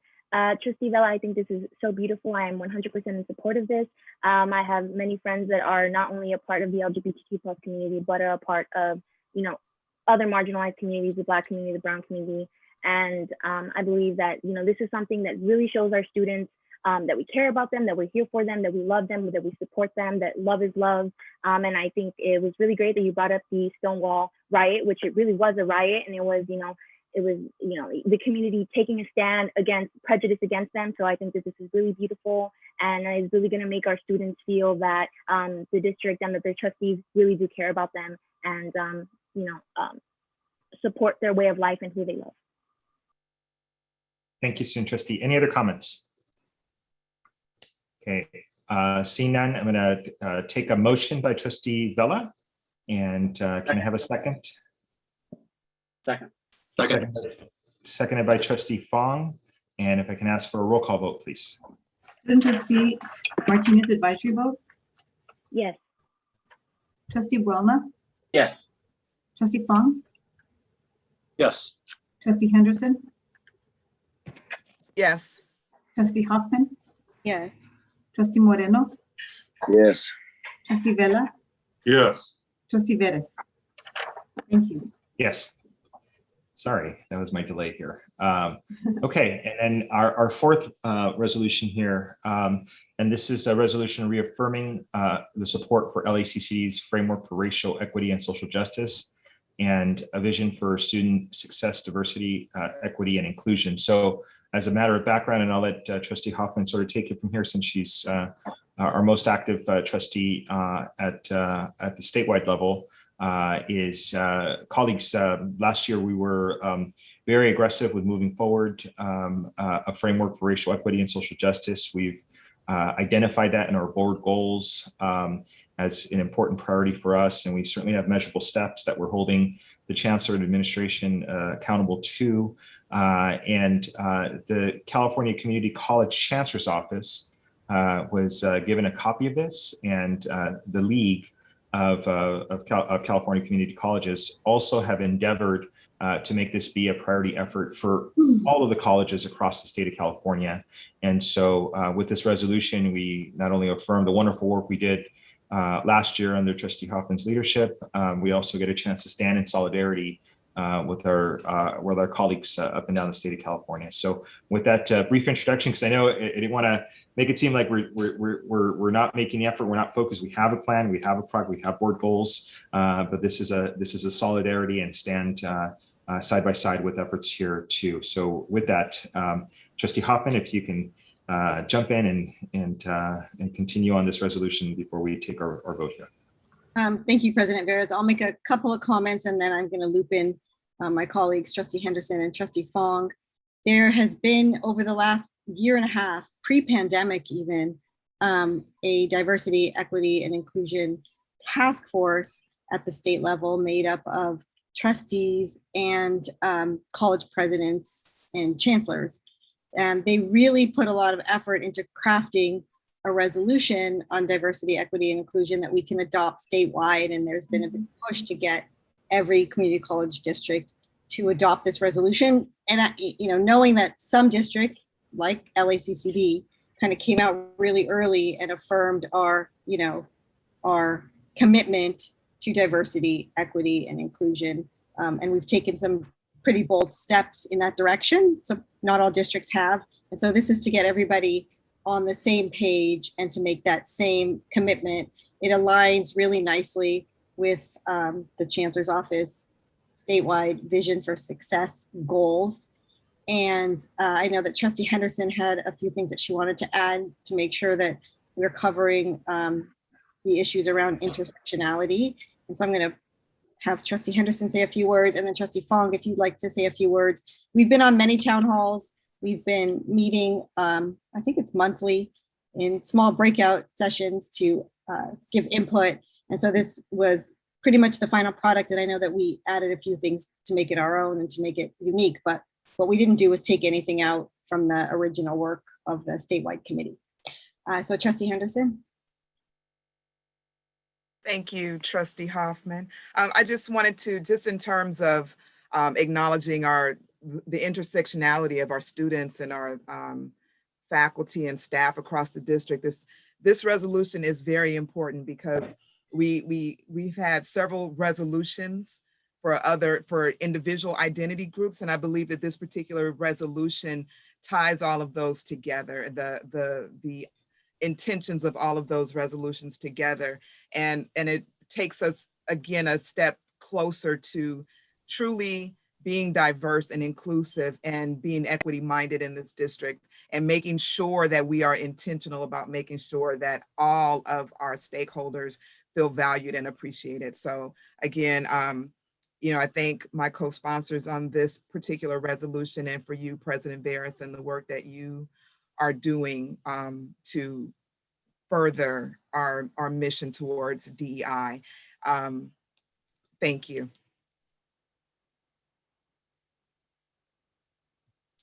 Okay, Trustee Fong, I think was opened. Thank you so much. And thank you, Trustees Hoffman and Henderson, for your leadership and efforts on this. And as Trustee Hoffman has stated, different town hall meetings that we've been part of at the state level with the Chancellor's Office. And really, this is a culmination of a lot of those efforts. But as Trustee Hoffman and Henderson have stated, our district has led the way on diversity, equity, and inclusion initiatives with the framework that was passed last year. And so I really want to highlight those efforts. But this really puts us in alignment with the State Chancellor's Office and encouraging other districts to step up and to really coalesce around diversity, equity, and inclusion initiatives. And as Trustee Henderson mentioned, the intersectionality of all these different groups, and really making sure that we're in alignment and that we continue to affirm our commitment to diversity, equity, and inclusion at all of our colleges and to all our campuses here in LACCD. So thank you so much, colleagues, Trustees Hoffman and Henderson, for bringing this forward, and to Board President Bettis for thank you. Okay, thank you. So with that, let's have a roll call vote. Need a second, please? Ooh, I'm sorry. We did our motion. Do we have a second? Did I do the motion? Because I'll do the second if I. I had Trustee Henderson motion and Trustee Hoffman will do the second. Okay. So roll call vote, please. Student C. Martinez advisory vote? Yes. Trustee Buelna? Yes. Trustee Fong? Yes. Trustee Henderson? Yes. Trustee Hoffman? Yes. Trustee Moreno? Yes. Trustee Vela? Enthusiastic, yes. Trustee Bettis? Yes. Thank you. Thank you. Sorry. I think I had a brain pause there for the motion and second. So Trustee Hoffman, thank you for raising that forward and being our rep here at the statewide level. So with that covers resolutions. Now we move on to report from the Chancellor. Yes, thank you, Board President Bettis, members of the board, colleagues who are watching us and being with us throughout the last couple of hours. I want to start with just a reflection, and that is just the amazing amount of work that continues to take place on behalf of the Board of Trustees, our faculty, our staff, our administration, and it's all been reported out over the last, almost 2 hours. So I hope that it is a demonstration that throughout this period that we have been in, we've not slowed down. In fact, we've accelerated. Perhaps one could even say amplified our interest to position this college, this college district and our colleges for better service and an improved communication to our constituents around our service area, and ultimately to fuel the success of our students. So I'm proud of that, and I'm proud of the work that this board is doing. I wanted to first start, my report is really in two parts. The first part is to once and again, to commend the reading of our campus constituents and all those who are listening in to the Chancellor's monthly report. It is a comprehensive document that has links and stories and really does answer the question, what is the district up to? How are we maintaining our role as a public institution? How are we educating our students? How are we doing throughout this period?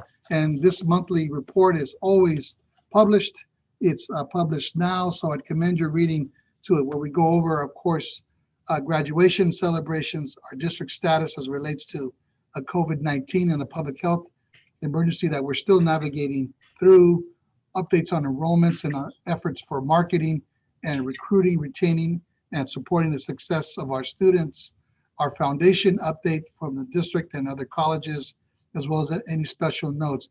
And it has links to every bit of communication everywhere where LACCD has appeared indeed in the news or on some kind of environment where the word is getting out about the work and the issues that LACCD is confronting. So again, colleagues, let me commend your reading to the monthly Chancellor's report. It is comprehensive. We spent a lot of time putting that together as a demonstration of our interest to serve the public and to support the success of our students. A couple of things that have not been mentioned already, and I want to also underscore my congratulations to the 80 tenured faculty members, to the Jack Kent Cook Scholar winners, to student trustee Martinez, who I look forward to working with. But there's a couple of other points that I want to make. One is, as it relates to Trustee Hoffman, she is now the first vice president of the CCCT board, which means that in a couple of years, she will be the president of the trustees of the State of California Trustees Association. So I wanted to signal that out because she is making her way through ascendancy, if you will, to the leadership of the state trustee board. So Trustee Hoffman, I wanted to commend you, thank you, and salute you for your continued work. And you will take this work that we're doing here to a statewide level, as we've just shown and has been demonstrated through the DEI work that we just talked about. So I wanted to note that for the record. I also wanted to note that a couple of months ago, we received good word that the Academic Senate, the District Academic Senate, had put forth the name of Professor James McKeever from Pierce College. And he was one of a handful, four, I believe, the Jerry Hayward winners. State of California for highlighting the best faculty who are engaged in leadership. So Professor McKeever, we saluted him a couple of months ago. We just learned a couple of weeks ago that we have a classified staff member of the year. 5 members throughout the state of California community colleges have been selected, and we salute Allison Vera from LA Valley College. She works in the CalWorks program as a technician coordinator out there for CalWorks and works with all the student support programs. So we salute Allison and the LAVC community. Again, excellence. This is a season of excellence, and you're hearing some of the good work that comes out. Also in the report, the National Award-winning Social Justice Theater out of LA Southwest College won the Kennedy Award for the best theater in that category in the country. And they have been featured on a PBS series that focuses in on education. They had several stories, about 6-8 stories that they're featuring over 2 episodes, and 2 of our colleges were featured. This particular program in social justice theater at Southwest College, and also the climate studies program at West LA College. Again, a season of excellence that is really hallmarking the excellence of our faculty, the students, and the good work that is going on. So my congratulations to President Awan and to President Limbaugh for leading their colleges and doing excellent work. So again, I commend your reading to that. If I could have the slides that come up now. I've got a COVID update that I want to provide, as I've done the last several months. for you so that you can kind of get a sense of where we're at. So yes, love that photo, Harvard College.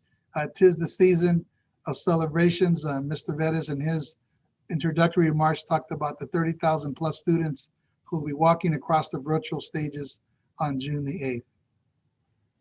So here's what I'll do. I'll just cover where we're at, our re-engagement plans for the fall, and of course, conclude this part of the Chancellor's report with a little bit more on our graduation celebrations. So we're all expecting tomorrow that Cal OSHA, which is the entity that governs workplace safety, will provide some revised rules tomorrow. So that'll give us a hint as to what the expectations are with respect to workplace safety. So we're monitoring that through our Emergency Operations Center very closely, and we'll be communicating what we learn. Of course, we've all heard now for several months that June 15th, the state of California with Governor Newsom's leadership will be reopening and lifting some of the restrictions that have prevailed over the last several months in California. So as we get ready for those restrictions to be loosened, we're paying very, very close attention to that, as well as the public health and safety protocols here at LA County. So we'll be communicating on that. And we're starting this month to demobilize. There's a formal process. When you sort of move out of a state of emergency, you demobilize, you reflect, you do a hot wash, you look at what worked, what didn't. These are all standards that are put in place so that when and if an emergency like this happens again, you can learn from these real-time environments that we find ourselves in. So this month, presidents, colleges will begin to transition some of the district-wide EOC work that we have done under the leadership of Dr. Nish to the campus level communication and campus level monitoring. Vaccinations, I'm really proud that the 9 colleges have all taken a very significant role to host vaccination clinics at all 9 colleges in June. You can see we're working with the LA City Fire Department, with the federal government, with local health providers like Providence, and then of course LA County Public Health to make our locations drive up, walk up locations where we can continue to move towards the goal of immunity. That is the goal, to ensure that all those who can, want, and desire to be vaccinated can in fact do so. We're not at that 70% immunity yet that is necessary, but the hospitalizations are down, deaths are way down, positivity cases are down, and things are trending all in the right direction. This is the cloud that we wanted to see lifted months and months and months ago.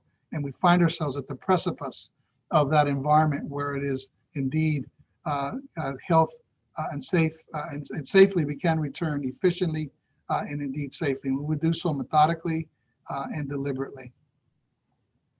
Our re-engagement plans, this is not news to anyone on the board or to most folks who have been paying very close attention. We have been, for several months now, have put in public our re-engagement plans, a color-coded re-engagement plan, depending on the health and safety protocols. Our planning assumption remains at 50% for on-site instruction and student services. So we will continue to work towards that goal as the fall semester approaches in late August. Our summer session will remain principally online as we conclude this semester as well, principally online. We continue to consult with our employee groups as we need to, as a matter of working conditions and whatnot, so we can have open lines of communication as we transition to more and resume more in-person support and services. And of course, we must remain nimble, opportunistic, agile, as the situation here is dynamic and constantly changing. But we've adapted very, very well. I'm very proud of the work that all of us have undergone over the last 15, 16 months. There is a safety training that is involved. We do have to report and have to maintain safety protocols. So there is a mandated online training. So before anyone, quote unquote, returns to on campus, we will have to go through this safety training. So we're fully aware of our surroundings, fully aware of how to report, and fully aware of how to maintain a healthy and safe environment. We've learned to do quite a bit here as we have continued to underscore as a priority the health and safety of our faculty, staff, and our students. And these are just a listing of what we have done and will continue to do as we prepare for the resumption of more in-person support and services for this fall. And I need to state very clearly here that these standards go above and beyond what we're asked to do as a minimum standard. We're doing this because we want to help provide a level of assurance, provide a level of support to all who return to campus and who return to the district office, that we're doing all we can with the resources that we have. And our resources are not unlimited. They are finite, and they're directed towards providing aid for students and provided towards the transition that we've had to do and engage in over the last several months. So you can see here our work on vents and cleaning and sanitization and altering sequences to produce outside air, custodial dispatching, etc., and ensuring that we have PPE and cleaning supplies on hand, plentiful, as we've had throughout the last years. So again, I wanted just to put this up, and you'll hear a lot more. We're going to write about this very, very shortly, but it's important as we start to communicate to increase assurance and to increase confidence and communication that it is indeed safe to return. Here's one way that we will do that. We have this automated check-in process. This is just an example. We'll revise this based on the new rules, but it is all online and it's a safety check. It allows us to also do contact tracing in the event of any spread. I also want to mention that with our student trustee on the 22nd, we'll have a first town hall that we'll do it together. You know, we have lots of opportunities to hear from administration, faculty, staff about the transition to the fall semester.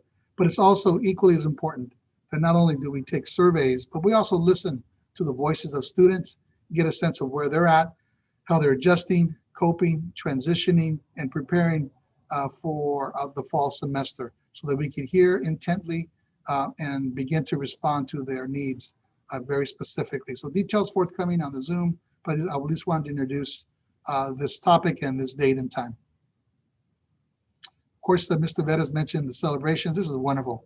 And you can see on June the 8th, just plan to celebrate, plan to feel the culmination of our collective efforts in and outside the classroom that has led to this moment called commencement.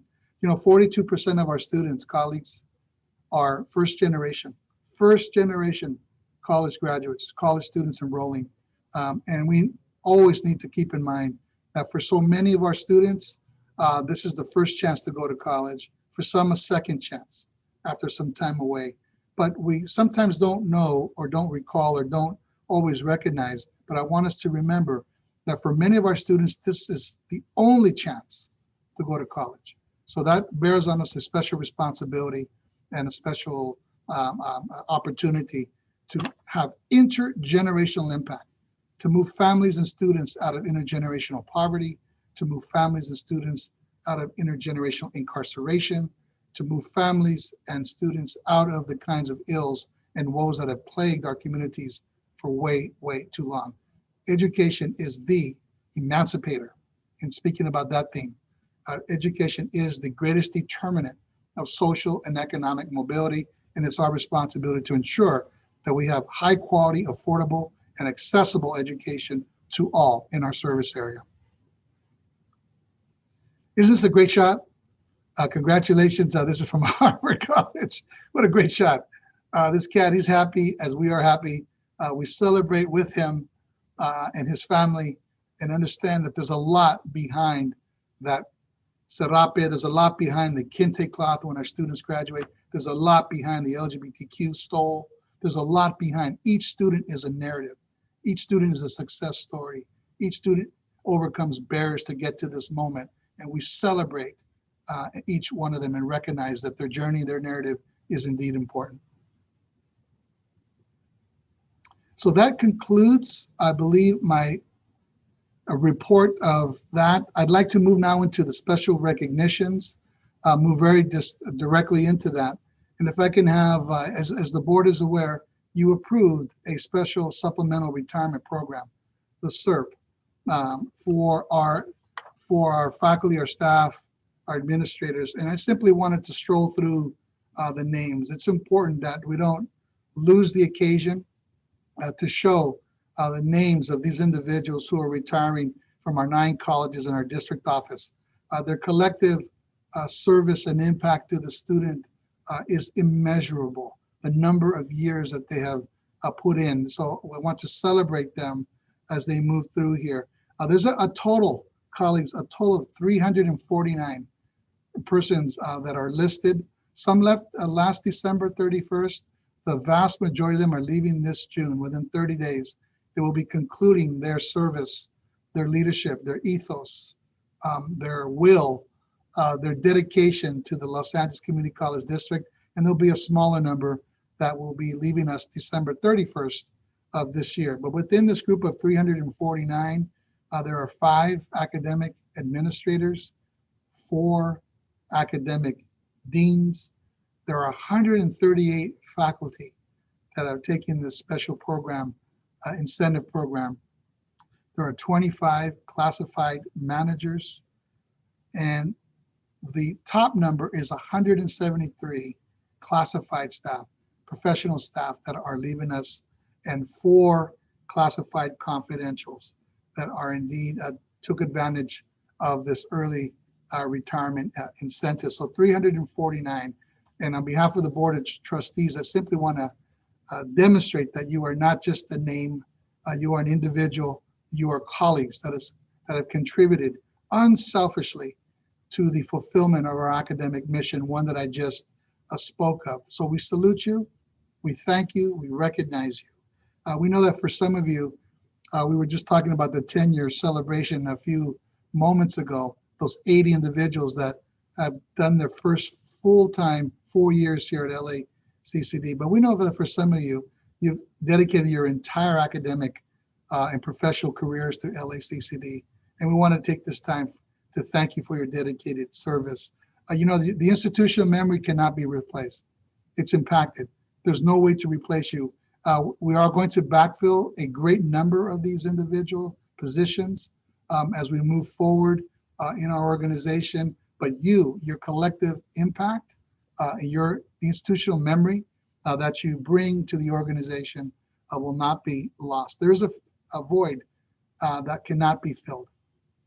We will have others to take on these responsibilities. None of us is indispensable. So we will have others, but there will be no one exactly like you. So on behalf of our Board of Trustees, thank you. We wish you in the future good health, good travel. And as I like to say, you know, in 4 words, you could, or maybe 4 or 5 words, you could wrap this up. Hello, pension, goodbye, tension.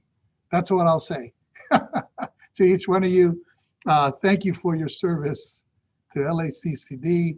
On behalf of the Board of Trustees, the college presidents, the executive team, all our leadership of the shared governance groups, we've had the privilege to work with you, alongside you, and we thank you for your service. So I wanted to at least not let this moment pass to Mr. Vettis without at least recognizing the names of those individuals. The last part of my report is to recognize 2 very special individuals. And I'd like to call into the room first President Alexis Montervirgen, and then President Monteperez. My colleagues, my friends, my brothers who are working and have been working with us for a significant period of time. I'd first like to recognize President Alexis Montervirgen, who has served unselfishly, dutifully, the LA Pierce College community. We thank him for his 2 years of service, plus to the LACCD. He has been an absolute student-centric leader. He's been thoughtful in his problem-solving approaches. He has led LA Pierce College through a global pandemic. He has celebrated and lifted the college to one of the best performing institutions in the state of California. And he has kept the sacred norms of collegiality, trust, communication, and integrity at the utmost place in his leadership of LA Pierce College. He is leaving our organization at the end of this month due to personal and health reasons, but we did not want to let this moment go without Alexis celebrating you, lifting you. I wanted to thank you personally again for joining our family a couple of years ago when we offered the invitation to have you lead LA Pierce College. You did so in an unselfish manner and have held in a really positive and consistent way the leadership of the college. So we want to thank you and give you an opportunity to share a few words as we recognize you on behalf of all of us. Dr. Montervigen, please. Thank you, Chancellor Rodriguez. I want to express my sincere thanks to you, to the Pierce College Brahma community, my fellow college presidents, district colleagues, and the members of the board for this opportunity. And while I definitely did not come in with any intention that my tenure would need to be this short, and on top of that, with a majority of it needing to be while navigating through a global pandemic, I am humbled and appreciative for being able to, hopefully and in my own way, contribute to the critical and transformative work of this district over these last 2 years, and critical and transformative work, which I know will continue with the great colleagues that I have around me. So thank you again. Thank you, President Montervigen, for those wonderful words. We celebrate you and we thank you for your unselfish and dedicated service to this community. Thank you so much. Now let me move on to my other brother here, President Dr. Monte Perez. I mean, what can we say about Dr. Perez as well? 10 years at LA Mission. I mean, what a run. We've had other opportunities to chat and for me to introduce you at going away, but we know that this is just a new chapter that you are beginning because educators don't fade away. They remain connected, and you have from day one, and we're celebrating 40 years of education. And think about that, 40 years from the days that you were involved in organizing and advocating for students in the blowouts of '68. You were part of that group.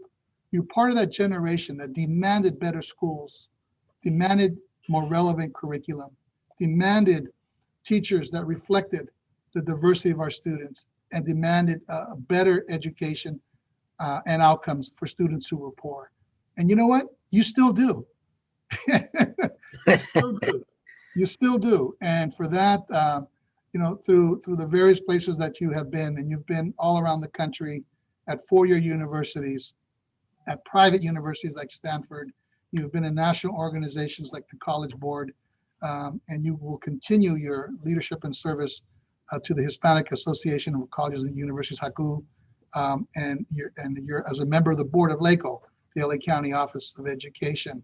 So we know that you will continue to advocate for and believe and continue to put forth what you did when you began this work so many years ago formally. You have, I know you're proud of many things at LA Mission, but I know you're real proud of the transfer culture that you have all inspired there. The STEM educational programs have really flourished under your leadership, and your connection to the community has really been blossomed as well.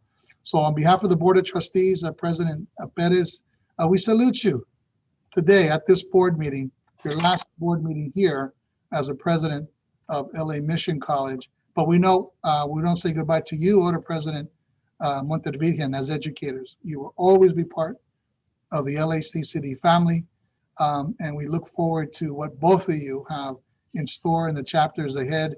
But President Perez, I simply wanted to give you a few moments to thank you for your 10 years of service as president of LA Mission College on behalf of the Board of Trustees, your fellow college presidents, our entire administration, and of all of our faculty, staff, and students. Thank you, Chancellor Francisco, mi compañero. Thank you so much for all your support. And I want to thank the trustees, President Perez and all the trustees.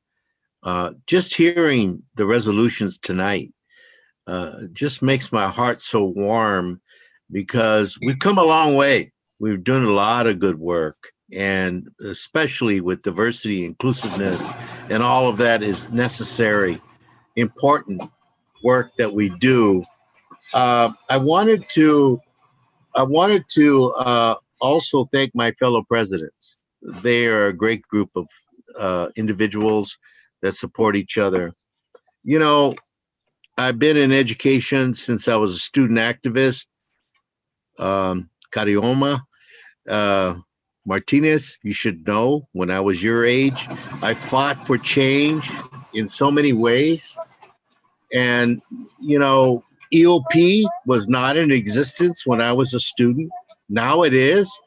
Chicano studies, Latino studies, African American studies was not in existence, but we fought for that. TRIO, which is now 200, almost 200 million or billion, I should say, recommended, was not in existence when I was there at $70 million a year from the federal government.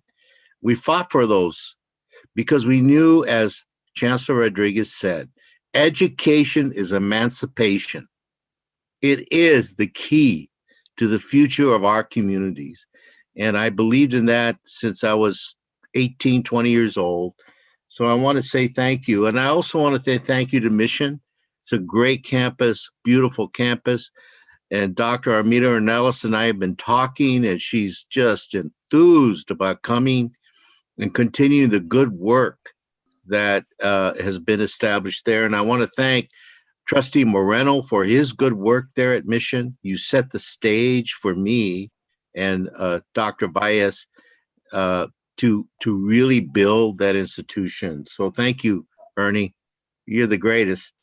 And then finally, I want to say how proud I am that during my tenure, we're not only a transfer institution, but we major workforce programs, and we're prominent in particularly biotech, pharmacy tech, construction technology, CNA. All those didn't exist, but the community demanded it. They wanted those workforce programs, and we made sure it would happen. And finally, I want to agree with my good friend, Angela Echeverry, who's from Mission, continues to be at Mission. And, you know, the work we did together and we're doing now with regard to bringing Mission to where it's at. Thank you so much, Angela, for all your good work. And then my last remark is my wife, Dr. Margaret Quinones Perez. Hi, everybody. She's here. She just arrived, and she says hello, and she's happy for you, Trustee Hoffman, because she's part of the CCCT or supporting the Trustees Association. So thank you. Andra is now the vice president. Yay, and that's Andra! yay. Thank you. So again, Dr. Rodriguez, Francisco, gracias por todo. You've been my friend, and always I'm here for you. I'm not going away. I'm still going to be the education advocate to my last dying breath. So thank you all. Thank you. Thank you, President Perez. Oh, that's beautiful. And to President Monterrey, what a wonderful note to end my formal report on.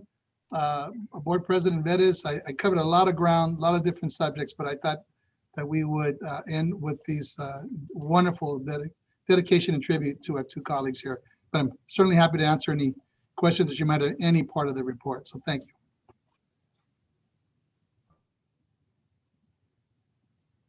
you. You're on mute, sir. Only 9 months of Zoom. I'm still on mute here. Okay, let me roll around and give my colleagues a chance to. I do want to pay attention to time here, since our meetings taken quite a bit of conversation so far, but very significant parts of your presentation, as well as acknowledgement to our one of our newer presidents, but also one of our longest tenured presidents, as it is now. So let me give every trustee an opportunity to offer a few thoughts and comments here. So let me kick it off with Trustee Hoffman. Thank you so much, Chancellor. Your report, your presentations were very thorough, and I appreciate it. Congratulations, Dr. Perez. I know you're going to have a great time in retirement, and I know you're not going far away because you're staying very involved. So thank you. And Dr. Montevirgen, it was great to have you for 2 years. I wish you the best, lots of success in the future, and keep my comments brief. Thank you. Thank you, Trustee. Trustee Fong. Thank you so much, President Perez, and thank you, Mr. Chancellor, for that robust report. Great to hear all the good work on the Constitution, and thank you for collaborating with all our partners in those efforts. And to our two presidents, first I'll start with Dr. Montevirgen. Thank you so much for your leadership at Pierce College. It's great working with you these past couple of years. I really greatly enjoyed our conversations, and thanks for all your leadership at Pierce, and anything that we can do to support you in your endeavors in the future, please let us know, and wishing you all the best, and to you and your family. And to President Bettis, it was so good to see you recently at the groundbreaking at Mission College for the new building. And it's been great working with you these past 6.5 years on the board. And you've been a great champion of all the workforce training programs. And you mentioned all the litany of programs that we have at Mission College. But one other thing I'll throw out there is the e-games. That's Mission College has the e-gaming. I don't know if that's the exact term for it, but it's their leading efforts on electronic gaming as well. Not gambling, but e-games.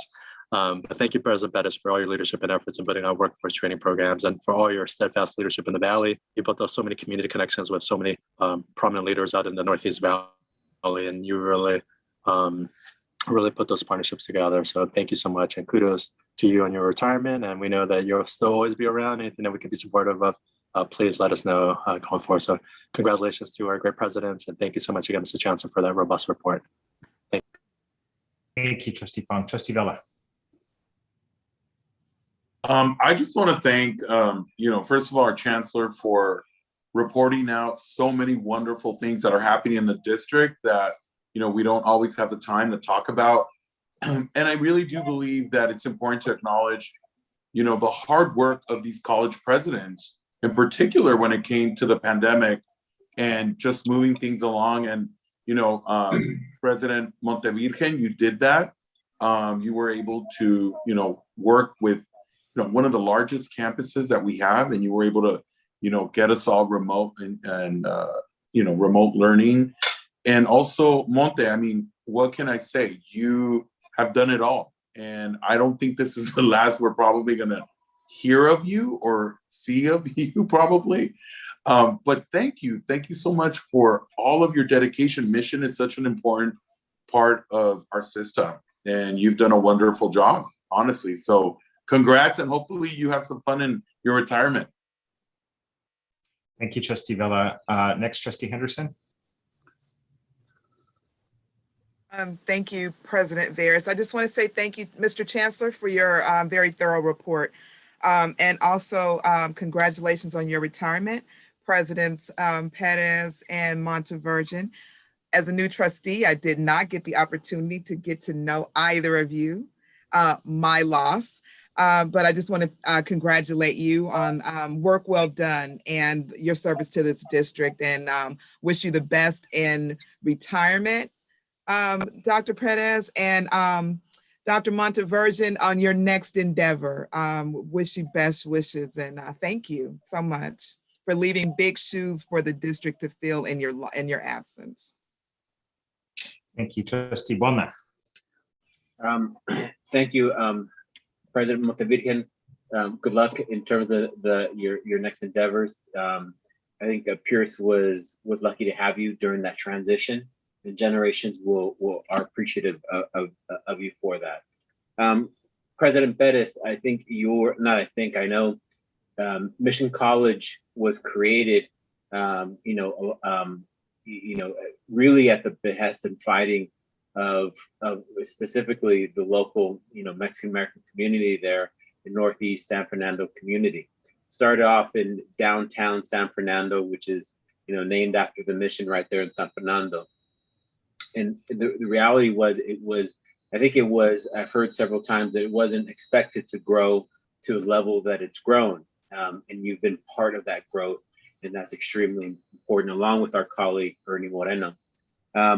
but you're the first generation, I would say, you know, and I'm not saying Latinos, saying clearly Mexican Americans who up until 1968 were the first generation that had an opportunity to go to college. I think Cal State Northridge, where I teach, there was only 50 Mexican American students during that time period. And I think now half the campus is either Mexican American or Latino. And I point that out because you went from 18, 17-year-old student at in City Terrace in East Los Angeles to the president of a college. And that's a trajectory that very, very few in our community have taken. You know, along with your wife being an elected official right there at Santa Monica City College. So, you know, in terms of capping a career that took you to those levels and understanding that for generations, really again up to 1968, Mexican Americans, Latinos were not allowed to be in those positions, and you did that. So your last board meeting should acknowledge that specific recognition in terms of the civil rights community, and I applaud you and thank you very much. Thank you, Trustee Boma. Trustee Moreno. Yes. I'd like to wish Dr. Montevirgen the best. I never had a chance to meet him, but I'm sure he will do an excellent job wherever he goes. I do know Monty, though, Monty Perez, and he's been an institution in this district, even though it's a short time he's been with us. Initially, I had my questions about his motivation, but I've learned that he's quite sophisticated and he's got it. You know, a lot of presidents never figure it out. I think Monty figured it out and he knows what to do and how to make it work. So we're certainly going to miss him. I will certainly miss him, but I understand he'll still be around and we'll be picking his brain in the future. So congratulations on your retirement, Monty. You deserve it. Thank you. Thank you, Trustee Moreno, for that. To both our presidents, Trustee, or I'm sorry, President Montevirgen, you know, it's a challenge. I think you came in also with a group of our newer presidents during this incredible period of remote conditions. And so oftentimes as a board of trustees, we get a chance to interact with presidents a lot in person. And so we didn't get a chance to sort of, but with you, since you came a little earlier, we did get a little bit of a piece. And so it was such a positive experience, and thank you for the comments and the interaction on the committee. And I wish we had another year back, because that exchange in person is just so valuable, and it's so incredibly important to understand nuance and thought process and style and approach. And you know, being a president at one of these schools is and it's different here, right? Since we're multi-college district and campus district, and each community is different, and there's always the balance of being part of LACCD and at the same time having the very own identity of each of the schools. So, you know, for your contributions and for your thoughtfulness always, we appreciate that and thank you for that, and wish you the best in your future endeavors, as always. President Bettis, you know, you basically, we came in more or less together. We're the same entering class of LACCD. I, from one that started my political career up in the Northeast San Fernando Valley and dealing with the remnants of buildings that were one of the satellite places of Mission College. You've played a very significant role in the college's history, the physical standpoint of that place. And I know when we did the groundbreaking, you know, I think you were there. We were there in what, 2011 or 2012 when we did the groundbreaking for the buildings on the southern part of the campus, South Campus or East Campus. What do we call it? East Campus, South Campus. But East Campus. East Campus. But to know from a group of bungalows in Mission Hills and the city of San Fernando, and sort of that embracing of community that the Northeast San Fernando Valley had, to now the institution that it is, and it rivals any community college across the state of what it's able to offer and the facilities that are there. So much of that is because of your leadership. And I will say this: I think Mission College was a regular part of LACCD's meetings for many years. Witnessed it and watched it, and not always with people being happy about things. But with you, and certainly with Trustee Moreno, who had his tenure there, it was the bringing of stability. It was the bringing of calm and peace, and the ability to grow and be what it is today. So your legacy there is not going to be forgotten, and very much appreciated by people like myself with connections and friends and family up in the area. So thank you and congratulations and best wishes. And I'm sure Margaret's going to enjoy having you all the time now, right? So she will. But student trustee, I didn't mean to, since this is your first day, and some of these presidents you may not have had a chance to work with, but I don't know if you want to make a few comments. Koriyama, I'll give you a moment now. So just for the record, Trustee Veras, it's Coraima. Coraima. Thank you, Coraima. Yes, Thank you. Thank you very much. Thank you. So to Dr. Perez, although to echo what Trustee Henderson said, Dr. Perez and Dr. Montevirgen, I did not have the pleasure of working with you, and I am not very familiar with the work that you have done. But with the trustees mentioning, how champions and change you were, how you are for the student, I can tell that you were very amazing people. Dr. Montevirgen, wherever you go, I wish you success, and I'm sure you will continue to be a champion for change and for students, as I'm sure you have always been. And Dr. Perez, thank you for that little brief background as to where we have come and the change that we have made. Sometimes you get so wrapped up in feeling like things are never going to change. You have to look back a little further just to see, hey, we have made a change. We are not where we would like to be. There is still a lot of amazing work to be done. And with the trustees and me as a new student trustee, we intend to continue working on creating diversity and equity for our students. But it is still amazing to know that even though you are retiring, you will remain a champion for students. And it's amazing. Thank you so much. So thank you, both of you, for the amazing work that you have done. And sadly, I did not have the pleasure of working with you, but it's great to know that you will still be around regardless of the fact. So thank you. Thank you, Corina. Carry the torch. You're going to do the next level. Okay, wonderful. Thank you. All right, I think that gets all our comments through. Thank you, Presidents Perez and Montevirgen. And thank you, Chancellor, for the report here. So we are going to proceed to, as my vegan daughter likes to say, the tofu and broccoli of the meeting. Let's move forward to the combined consent calendar. Combined consent calendar is items M1 through Y6, colleagues. So you've had a chance to review the consent calendar items are for Human Resources, Personnel Commission, Academic Affairs, Student Services, Budget and Finance, Business and Facilities. So with that, colleagues, can I take a motion to approve the consent calendar?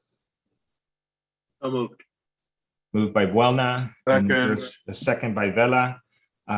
Any questions or item needing further clarification? If I don't see any, then I'll move to a roll call vote.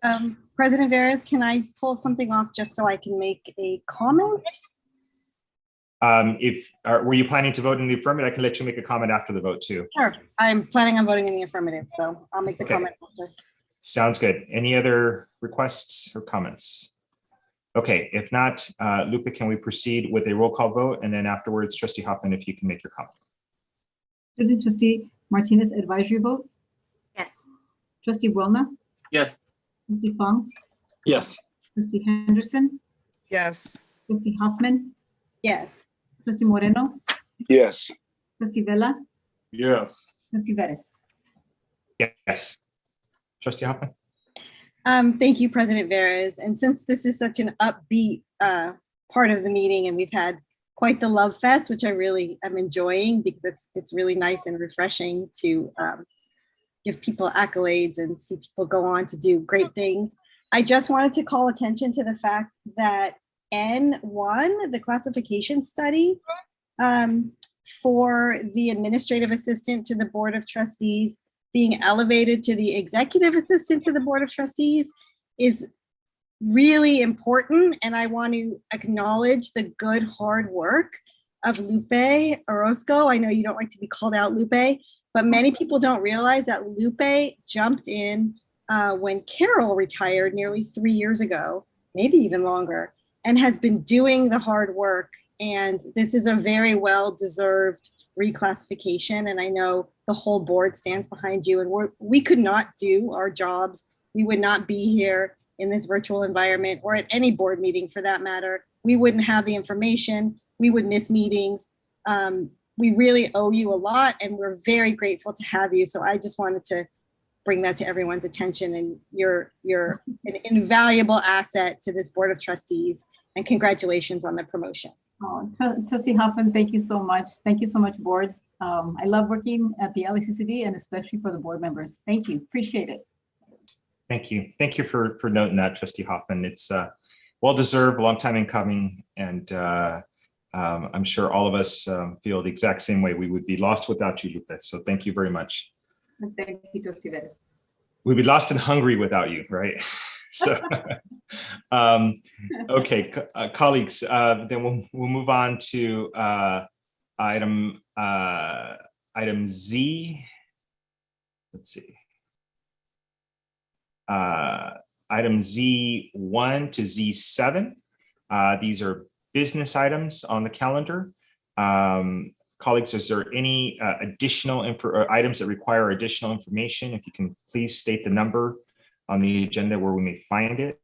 And I do not believe this has any changes from the Chancellor and our staff here. So if you can raise your hand with your items. If not, then I will take a motion to approve the business items in item Z. Okay, see no comments. Can I have a motion and a second? So moved. Motion by Fong, seconded by Vela. And if we can have a roll call vote, please. Student Trustee Martinez advisory vote? Yes. Trustee Buona? Yes. Trustee Fong? Yes. Trustee Henderson? Yes. Trustee Hoffman? Yes. Trustee Moreno? Yes. Trustee Vela? Yes. Trustee Veras? Yes. And those items pass. Next, we'll go to AA, facilities items AA1 through AA10. Colleagues, are there any items that require additional information? If you can please state the item number on which it can, which we find it. And again, this is another area where there is no additional changes recommended by staff. So any items that require additional information, colleagues? Okay, seeing nor hearing none, if I can ask for a motion to approve, a motion and a second to approve.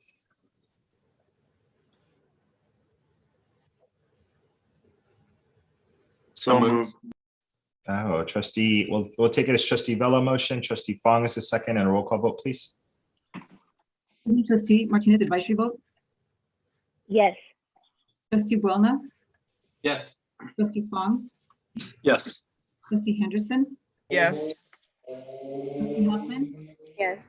Trustee Moreno? Yes. Trustee Vela? Yes. Trustee Veras? Yes.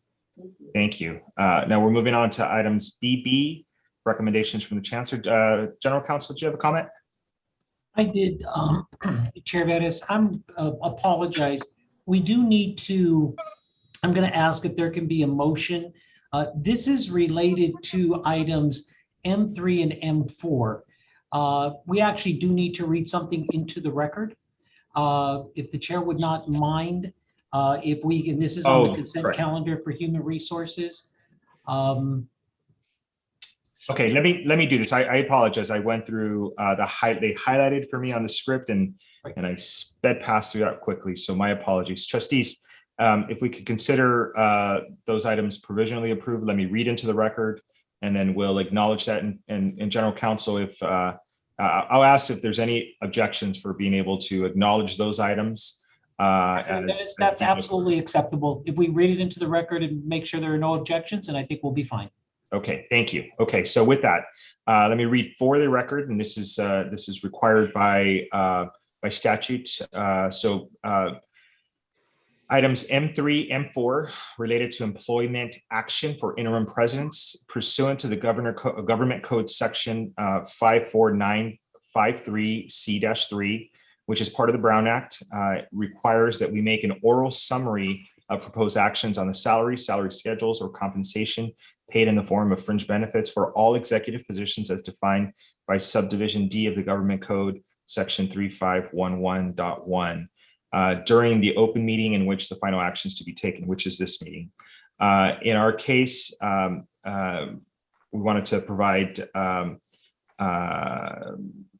a summary for college presidents that are on before us for interim employment actions.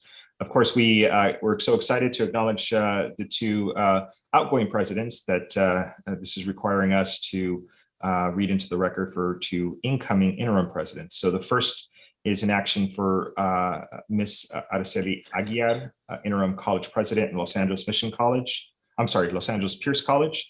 And then for Dr. Armida Ornelas, interim college president in Los Angeles Mission College.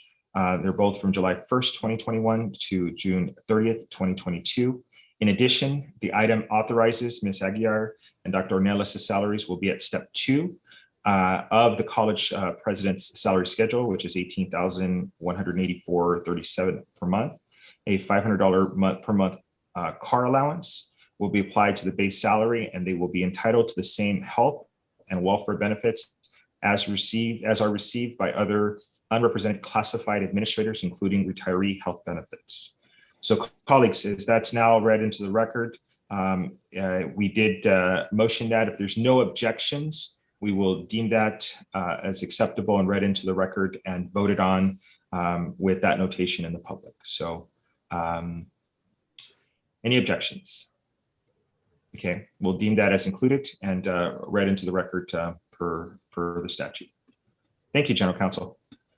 Okay, next, let's come back to recommendations from the Chancellor.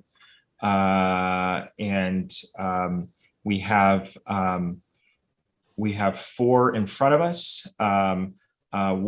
3 of them relate to CCAP agreements with local school districts, Magnolia Public Schools, El Monte Union High School District, and Las Virgenes. And the other is on the approval of a board policy regarding computer and network use. Colleagues, is there any questions on any of these items? Okay, seeing none, hearing none. Can we get a motion to approve the Chancellor recommended items? Motion and a second.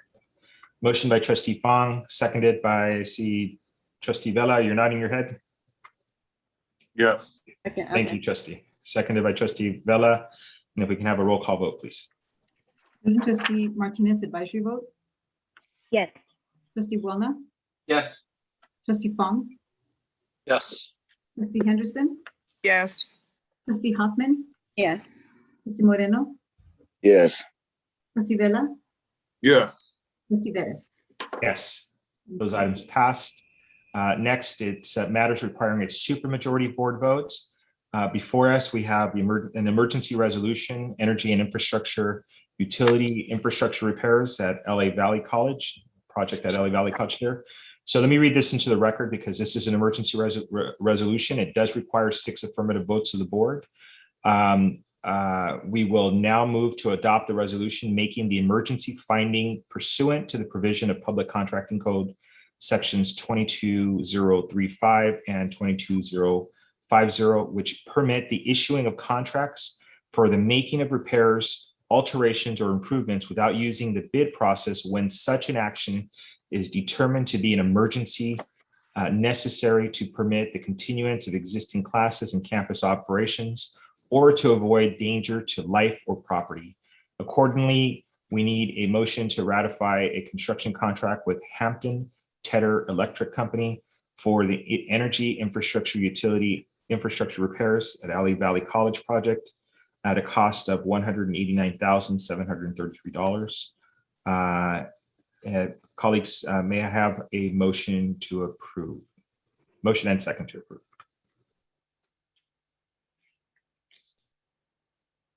I'll move to approve.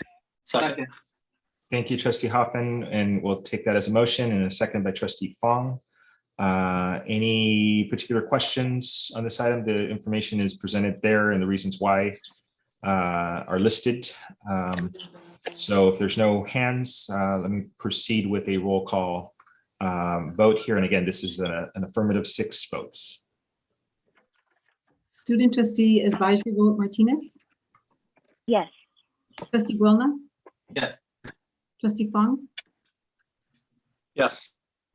Trustee Henderson, Yes. Trustee Hoffman, Yes. Trustee Moreno, Yes. Trustee Vela, Yes. Trustee Vettis. Yes. Thank you. Okay, the item passes. Item DD, notice reports and informatives. Colleagues, there is one informative, which is the 2020 and 2021 third quarter financial status report. And one notice is the notice for the approval of board policies, chapter 5. No action is necessary here. We will deem them received and read by the board here. Item EE is announcements and indications of future proposed actions by members of the Board of Trustees.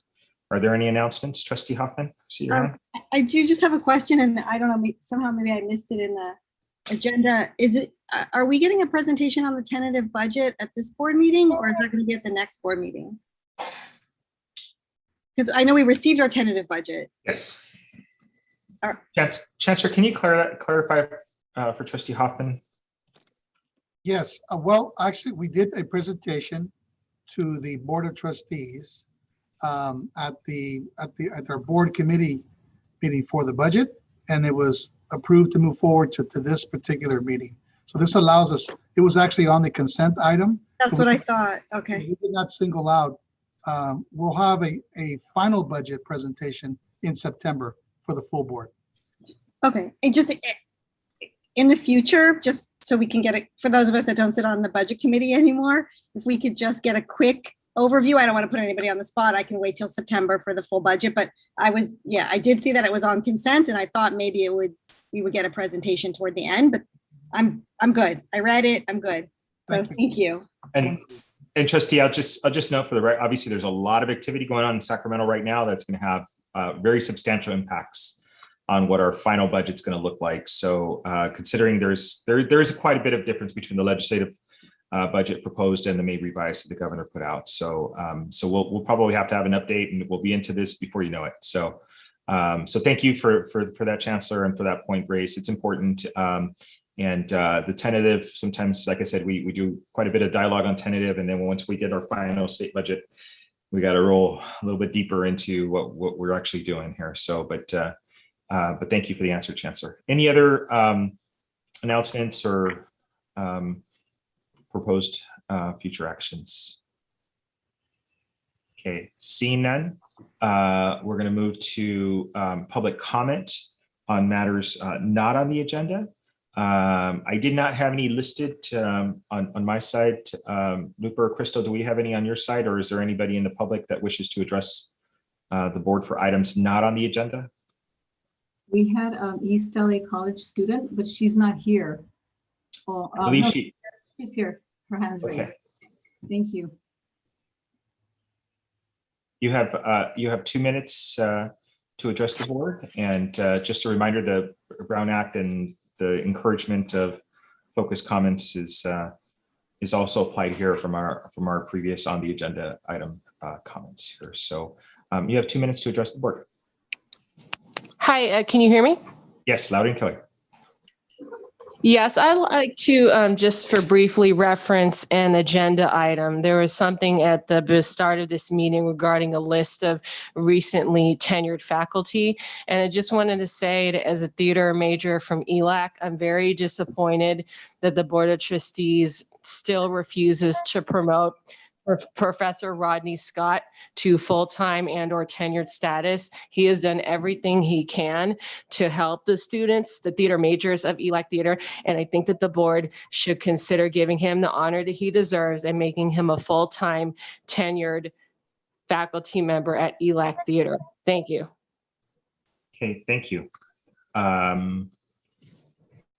Okay, excellent. Any other comments, general comments? No one else signed up, and I believe there isn't any hands raised. Okay. Okay, sounds good. We'll deem that public comment period closed. Let me indicate that for the report from closed session, that the Brown Act requires that certain matters determined in closed session be reported out in the public session that follows. The board took no further actions that the Brown Act requires to be reported. So note that for the record. And then we did already announce that we were moving HH to the June meeting. So that brings us to adjournment, colleagues. I'd like to say, if there's no objections, we can stand adjourned. Is there any objections? Nope. Guess we're excited to go home here. So, all right, with that, colleagues, we stand adjourned. Welcome, student trustee Martinez. It's a pleasure to have you here. And thank you to everybody who joined us today at this meeting. So much appreciated. Thank you and good night, everyone. Happy Pride, everyone. Thank you.